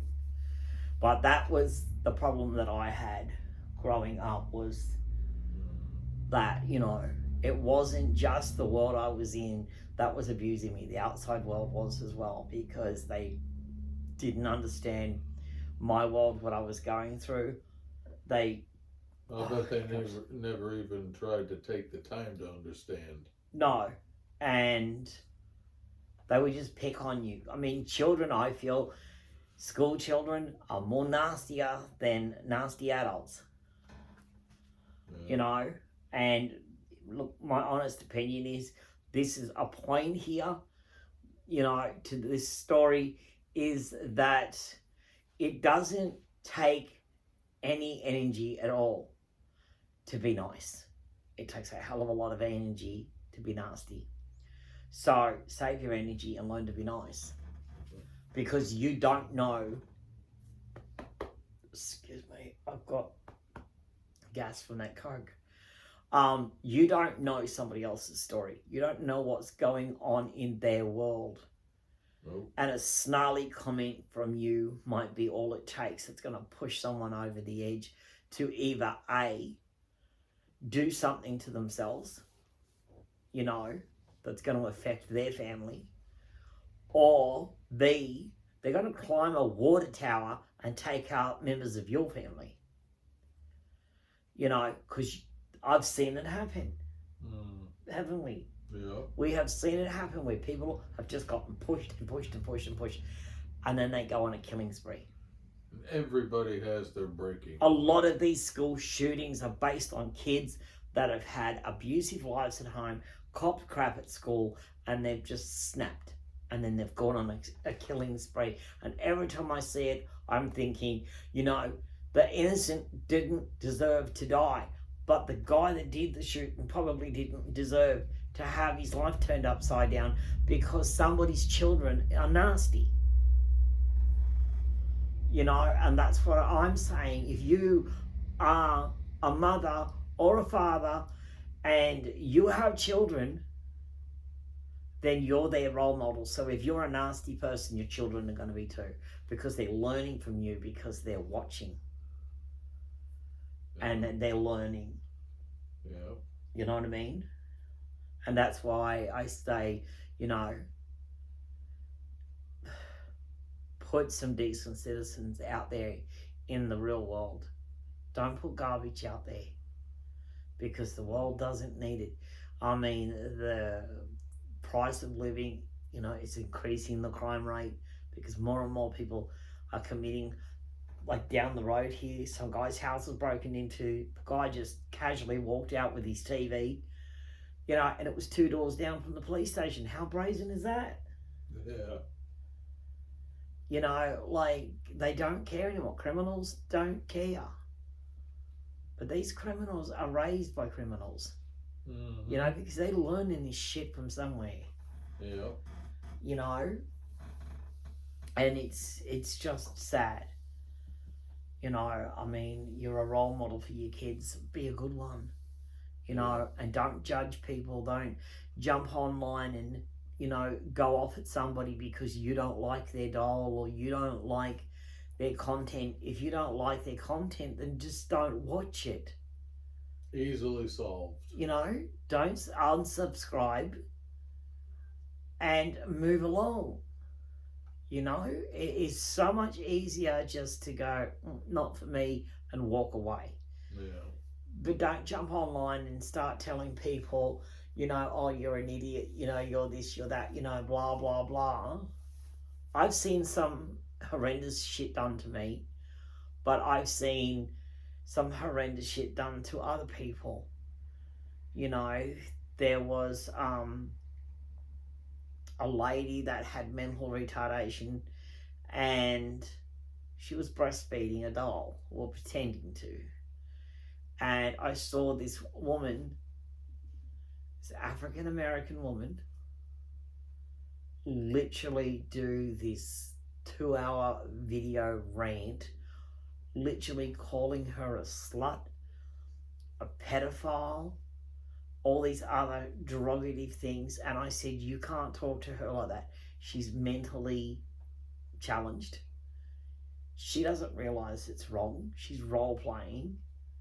You know, it's not for you. It's not for me. Yeah, I don't breastfeed my dolls neither. I think that's gross. But still, I would not say anything. I would just go, oh, that's not for me. And I would just delete that channel and not watch it. Simple. Yeah. I mean, there's another lady out there, red-headed lady, that's breastfeeding dolls. And I'm like, ew, not for me. I didn't say anything. I don't comment on those videos. I don't like them. I don't dislike them. I just delete the channel and go, no, she's not for me. And I just won't watch them if I don't agree with what they do, or if I don't agree with what they say. You know, I mean, I'm very blunt on my channel, and, you know, I swear like a truck driver. But that's because, you know, like, I just don't beat around the bush. You know, if I like you, I'll tell you I like you. If I don't like you, trust me, you'll know. You know, I mean, I tell people that all the time. You know, you might have a crush on me now, but wait till you meet me in person. That will immediately change.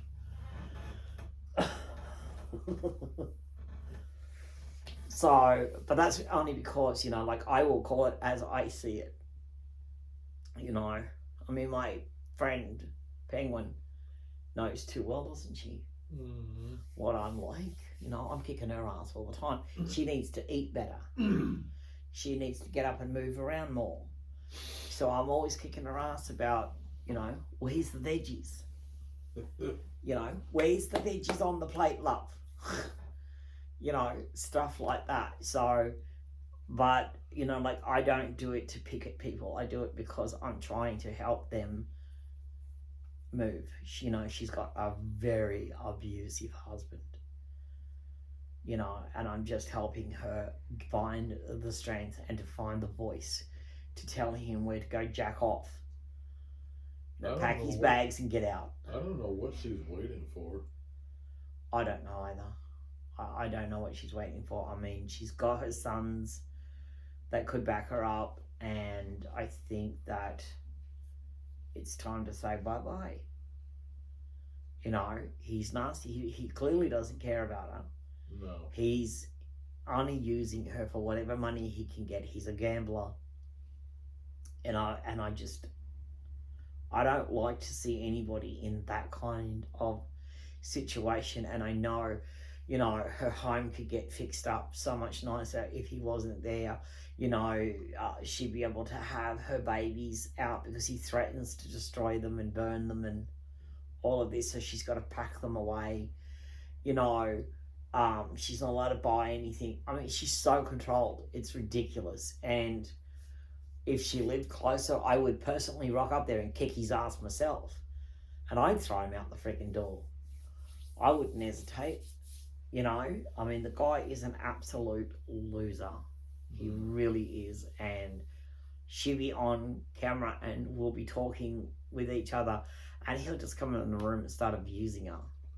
And, you know, she'll say, oh, you know, while I'm talking, I'm on the phone. Right. He doesn't care. You know, he doesn't care. He's like, get off the phone and turn that effing TV off and da. You know, and he's always telling her what to do and how to do it and when to do it, you know, and I'm like, you are nobody's slave girl. No. A marriage certificate is a certificate of love and union. It is not a certificate of ownership. You know, and I do not want to see her abused like that. She does not deserve. She's got one son that's moved back home, and he's lovely. And her other two boys have come to visit, and she's got a step granddaughter with the possibility that there may be one on the way. And I really hope, you know, because I want her, she deserves to have a good life. She's had a shitty life. She was stolen from her original parents and put up for illegal adoption. And, you know, life hasn't been kind to her. First husband, very abusive. You know, second one, no better. So she's gone from, you know, basically from the pot to the frying pan, really. Or is it the frying pan to the fire?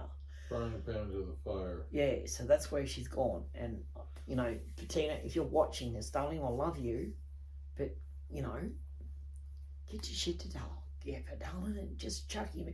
Change the locks on the door so he just can't get back in. Because he does go away a lot. And I said to her, well, just lock the door. Don't let him in. Barricade it if you have to. Just say, hey, how about that divorce you promised me? Yes. Yes. I just want to see her happy. I want her to have her home the way she wants it. I want her to have her craft room because she does crafts. And he won't let her have a craft room. She's not allowed to do that. She's not allowed to do anything. It's like he won't let her have any enjoyment. You know, and I get so upset, you know, and it just gets my blood boiling and I'll get on my soapbox with her. But that's because I'm trying to get it through her head. Honey, find your voice. You know, just find your voice. I mean, she is speaking up, you know, a little bit. She is standing up to him and he's not liking it. And I'm like, keep going though. Keep it consistent. You know, be consistent about standing your ground and say enough is enough. You know, they're already sleeping in separate rooms, but he barges into hers. And I'm like, she can't even put a lock on her door because he'll kick it in. You know, and I'm like, no, that's when I'd be ringing the police and having him carted off. Yeah. You know, and then having him charged for willful property damage. But like I said, I'm hoping that soon her sons will all band together and they'll be there and they'll just all gang up on him and say, we don't want you here. Get out. You know, just take your stuff and go. You know, she can't even have a nice yard because he's just got crap everywhere. And she just needs a giant skip bin. You know, because he's just got garbage everywhere. You know, and I just said to her, you know, like, it's an embarrassment to her neighbours, you know, having to go past their place all the time, you know, and I just said to her, how do you live like this? And she just throws her hands in the air. You know, and like I said, you know, I love her to death. You know, she's a very, very, very good friend. You know, and I'm so grateful to have her. But, you know, she deserves better. She deserves way better than what she's got. And I just hope she finds that help. But yes, that's life though too, isn't it? Yep. That is life. So, we better get off. We better get some dinner organised, babies to organise. I've got all that stuff now. Pluck tags off it, get it all washed and pegged out over there. Get the heaters back on. It's getting cold. Mr. Nananul's sort of like, oh, hello. Me bouncers stop, Dad. Got stuff to put away, stuff to organise. I clear off my chair over. I've got a spare chair over here, so when my daughter or someone visits, I can say, "Oh, yeah, have a seat." Nah, it becomes a catch-all for everything. Say, here, have a seat on top of my crap. Yes, but anyway, guys, I do have these cutie patootie postcards. Cutie patootie. Oh, you break that bit off. You're not supposed to send that bit. That bit comes off. So I will take that off now. And that's just a little birdie picture, and it just tells you, I don't know. But anyway, there's the postcards. Cute little birdie postcard. And if you want me to write something on there and sign it for me and Pa, I will send you a postcard. So, first in though, best dressed. Or first come, first serve. Or first come, first serve, but this time there is definitely two postcards that I will send out to the first two lucky people that say me, me, me, me, me. And I don't know if I've got any more big hauls coming. I probably do. I always try not to, but I probably do. You've always got something or other coming. Oh, I know, it's terrible. It's your fault. How is it my fault? Of course, you insist that I buy all this stuff. I do not. I love getting him to do that. I do not. The other thing I get Pa to do is I lay in bed and I'll stare at him. And I don't know, he must feel my eyes burning through his skull or something. Because he'll open his eyes and look at me and go, what? And I'll go, gosh, you're a sexy man. And he then will blush. He blushes and he goes, okay then. Wow. If you think I'm sexy, then you need to put your glasses on. Well, if I didn't think you're sexy, I wouldn't have married you, would I? I'll have to give that some thought. You were a cute baby. He got a bit gawky looking by the time he was in his teens. But then, as you got older, 30s and beyond, you got that distinguished look going. At the moment, though, he looks like the Shaggy DA. You need a haircut, you need a shave, and you need that beard of yours trimmed. Yeah, well, I'm going to shave and trim my beard later tonight. I mean, you're starting to look a bit like what was it? The Cat in the Hat? Cat in the Hat? You know how he's got that bushy face? Yes. All cats have bushy faces. Can you bring me back my garbage bag, please? Which one? That one over there. As soon as I'm picking up all the rubbish, because you didn't. I wasn't asked. Oh, balls what you were not asked. Oh, that's not rubbish. That's my flowers. Oh, well, here you go. Now you have to put it in a different bag. That's my flowers. I thought it was rubbish. Well, there you go. I know you chucked me flowers out. But yes, anyway, guys, thanks so much for watching. Thank you, Bettina, for my beautiful birthday gifts that you sent me, because she gave me lots of candy. and milk bottles and beautiful signs and crosses and keychains and tissue box covers and a diary and a cute little purse and this little booklet on cane toads for Wyatt. Okay. It's a quick guide to cane toads identification. And then you've got, hang on, the first one is a quick guide to the male cane toad, which are often found in Queensland. But it's a male cane toad, ugly damn things.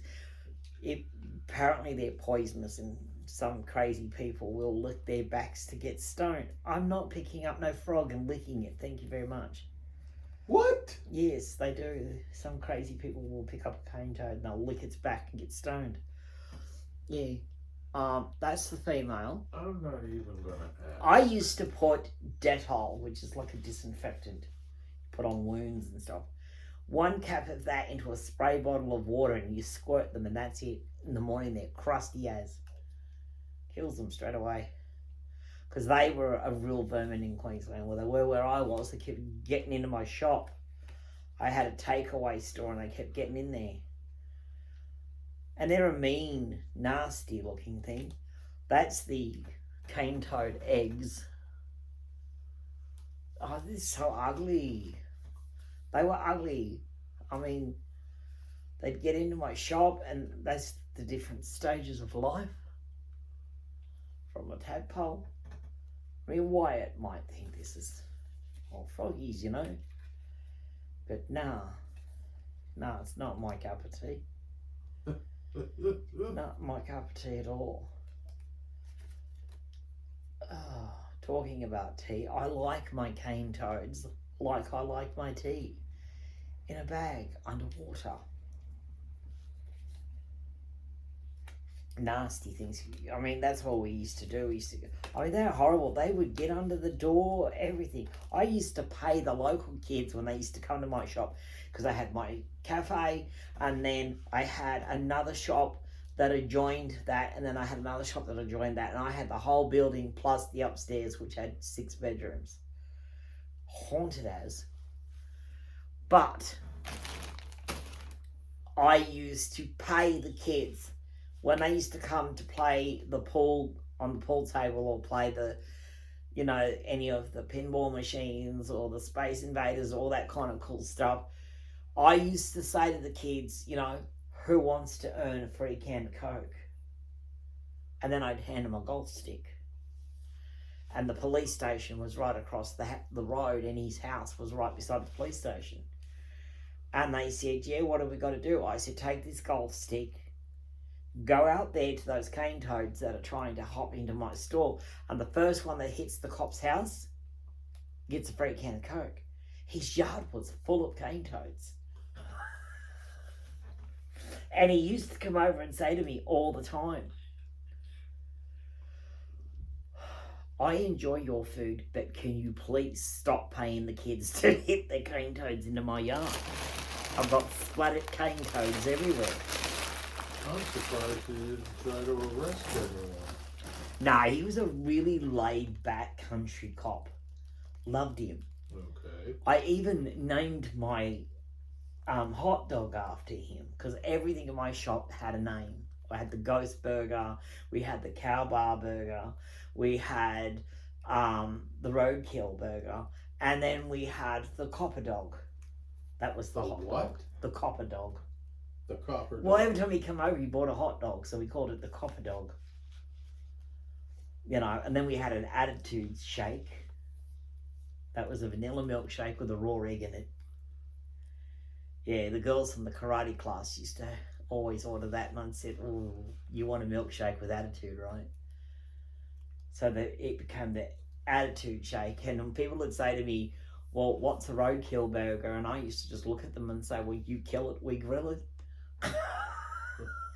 I was one of those places where you gotta laugh. What was the purpose of putting an egg in a milkshake? Well, that's what they do. If it's protein, then it's a protein shake. because You're you're putting gonna a raw get egg in that it. just from the milk alone. I know, but they would just add the extra protein by putting the raw egg in it. You know, health fanatics, they do weird things. And then the ghost burger was a styrofoam burger case, and that was a joke burger. If you ordered that, you know, like, hey, I would give you a free burger later, but when you ordered a ghost burger and then you go to open it, there was nothing in there. It was invisible. And they go, there's nothing here. And I said, exactly, it's a ghost burger. You can't see it. But, you know, seeing isn't believing. Believing is seeing. And they would just look at me, and then I just laugh and then say, hang on, I'll get you a burger. You know, but it was a really good joke for the pub across the road. I mean, it used to get the old farmers over there laughing when some idiot over there would order one. And I'd go, who ordered the ghost burger? And he goes, there's nothing here. I said, it's a ghost burger, mate. It was rather funny. And every time we used to answer the phone, you know, like to take phone orders and stuff, you know, we used to just always say, you know, welcome to Cow Bar Cafe, you kill it, we grill it. And people didn't know they didn't know how to take me. Because I was just this, you know, big personality that run this little cafe that stayed open till 10 o'clock at night, sometimes later, because I had a CB radio and I used to call the truckies way out on the highway to let them know that if they needed a feed, we were open. And they would radio in that they were coming through, and I would specially open the store, even if I'd shut, I'd open just for them, so that I could feed our truckies as they came through. And it went really well until one of the other businesses in town, he owned the local news agency, got jealous of me, and he got jealous of the little greengrocer up the road and tried to outdo everybody. And then eventually, when nothing worked, everything he tried failed, he then had the building that I was renting condemned by the local council and torn down. So my business went to shit. Yeah. And it was really, really sad because it was a good business. I had customers lined up around the corner. I was earning $1,000 profit a week, you know, and this was a tiny little one-horse town where somebody had stolen the horse. And, you know, I mean, I loved it. You know, I used to rent the rooms out upstairs to ghost fanatics that were game enough to stay up there. And tell the stories of the place and whatnot, and it just all went to shit. So, and the business partner that I had in the cafe with me also embezzled a lot of money and left me hanging dry in a lot of debt. So I had to close up shop, sell off a lot of things, you know, to pay the debt back, and then eventually the store was torn down, which was really sad because it didn't need to be. The owner was just a slumlord. He just wasn't willing to fix it up, to fix the, you know, like the movement in it, and it was cracking the walls open. So what is it with people that buy buildings and don't want to fix them up? I know, because he had a thriving business going there. You know, he could have made a lot of money out of that place because it was haunted, and it did end up on TV, and they caught things, and the people that did it, they caught things on the camera. And I had people all over Australia wanting to stay there. You know, I mean, I moved out. I used to lock up the shop and rent out the actual upstairs part. You know, I used to sublease that, and I moved out, and it's like, you want to stay there, go for it. They're not nice. They lock you in the bathroom. Just don't shut the door when you go in there. Well, they do, and you couldn't even lock the door. There was no lock, but they'd lock you in there anyway. Nasty little beggars like that. They scared my cat away. And then it was gone. It was like, no, I'm out of here. There was children buried in the backyard because there was, you know, in Australia, there was diseases that went through Australia, killed off a lot of kids in this country. this house alone became a morgue or a body storage facility when the morgues in the hospital were full, and a lot of the babies were children that had died in this town, and that town was the same. That town was up in Queensland, and you know, they had one time a fire went through and it completely destroyed one side of the town but didn't touch the other. And then there was another time when a disease went through and it just killed off all the kids. You know, so there was 5 children buried in my backyard with a marker, just no names, no nothing, just that they were 5 children buried here, unknown names or something like that, and then the year, you know, early 1800s or something like that. And it was sad because they bulldozed that place down, which means what happened to the grave for those poor children? You know, really sad. But anyway, you know, like, I won't go there again. I took up smoking opening that place. I saw the customers coming through the door and I went, oh, give me a cigarette. Oh, God. Oh, it was terrible. It took me a long time to stop smoking again. But I have. I stopped smoking when I was 48. I think I was 48 when I stopped smoking. I had to. Oh, Lord. How I didn't end up with lung cancer is scary. Because I was like, yeah, it wasn't good. So now I can't stand the damn thing. Oh, I can't stand. Oh. I think non-smokers are not as bad as ex-smokers. Ex-smokers we're horrendous. Yeah. Well, when we smell stale cigarettes or too, somebody smoking, we're the first to sort of jack up about it. Yeah, I'm an ex-smoker too, and I cannot stand cigarette smoke. No, I can't stand it. I bought a doll once from somebody, and she was a little silicone, and obviously she was from a smoker's house. And it didn't matter what I did. There was nothing getting that cigarette smell out of that doll. You cannot get it out of silicone. You can't. I soaked her in a bath with all sorts of things to get the smell out of her, and I couldn't. It just stayed there. I ended up having to resell her because I couldn't stand it. She stunk. She just stunk of cigarettes. So, you know, I'm very fussy now. If I was to buy something secondhand, I smell everything. If I smell cigarette on it, no, I'm going, no, I can't, no. So I think ex-smokers are worse than non-smokers when it comes to being very picky about cigarette. And I'm so aware now too that I'm thinking, ew, did I smell that bad? You know, because I smell a smoker. My son-in-law is a smoker, and I swear when he walks in, I can smell the cigarettes on him. And I'm like, oh, you know, I'll grab the disinfectant and spray him. I don't care, you know, because I can't stand that smell. And I'm thinking, did I smell like that when I was a smoker? That's gross to think I did. I know. You know, I'd hate to think what my house must have smelled like back then. You know, I mean, ew. You know, would I ever take up smoking again? Hell no.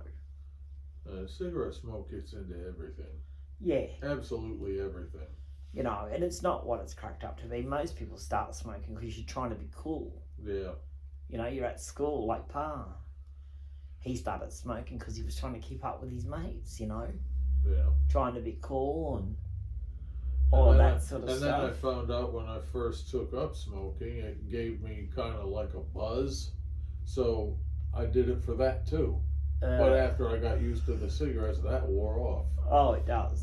It only makes you dizzy when you're all sort of buzzy in the head when you first start smoking. But like with me, I started smoking, good Lord, I think I was like 12 when I started smoking, and I was 48 when I stopped. So, I mean, that's not good. That's a long time. Yeah. So it's not good. It's not good at all. I mean, I gave up a couple of times in between and then took it up again.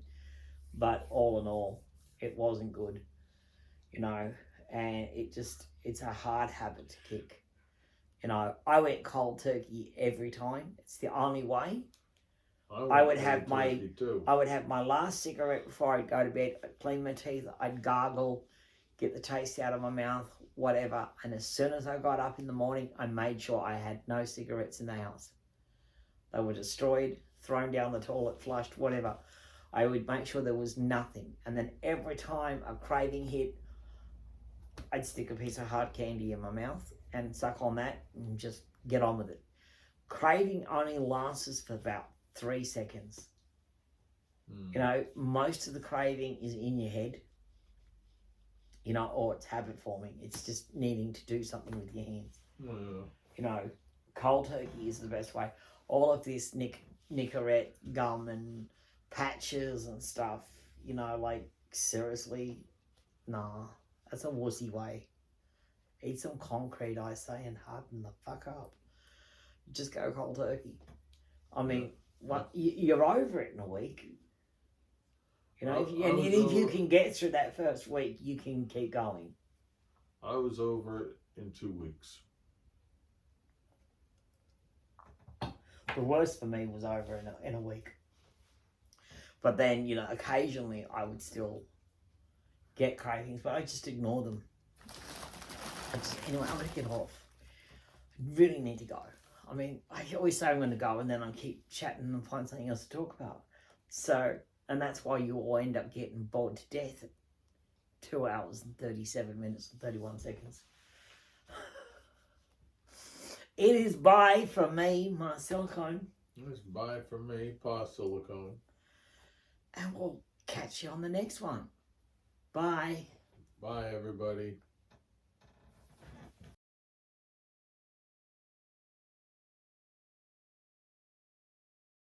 God told me to tell you today, stop comparing yourself to others. Stop looking at their life and thinking you are behind. Stop thinking that because they are ahead, you are losing. You are not behind. You are not forgotten. God's timing for you is different because your purpose is different. Their blessing is not your blessing. Their path is not your path. Listen, what they have was meant for them. What you have, and what you will have, is meant for you. God wrote your story before you were even born, and no amount of comparison will change what He's prepared for you. Stop scrolling and feeling less than. Stop looking at their success and thinking God skipped you, because He didn't. He's building, but He's doing it in silence. You may not see the blessing. He's protecting you from things you don't even know, but exactly what you need, when you need it. God told me to remind you your journey is sacred. So stop the comparison. Trust the Creator who made you unique and rare, made you precious. If you believe this word, if you trust God's timing, type "Amen" in the comments and share this video with someone who needs this reminder.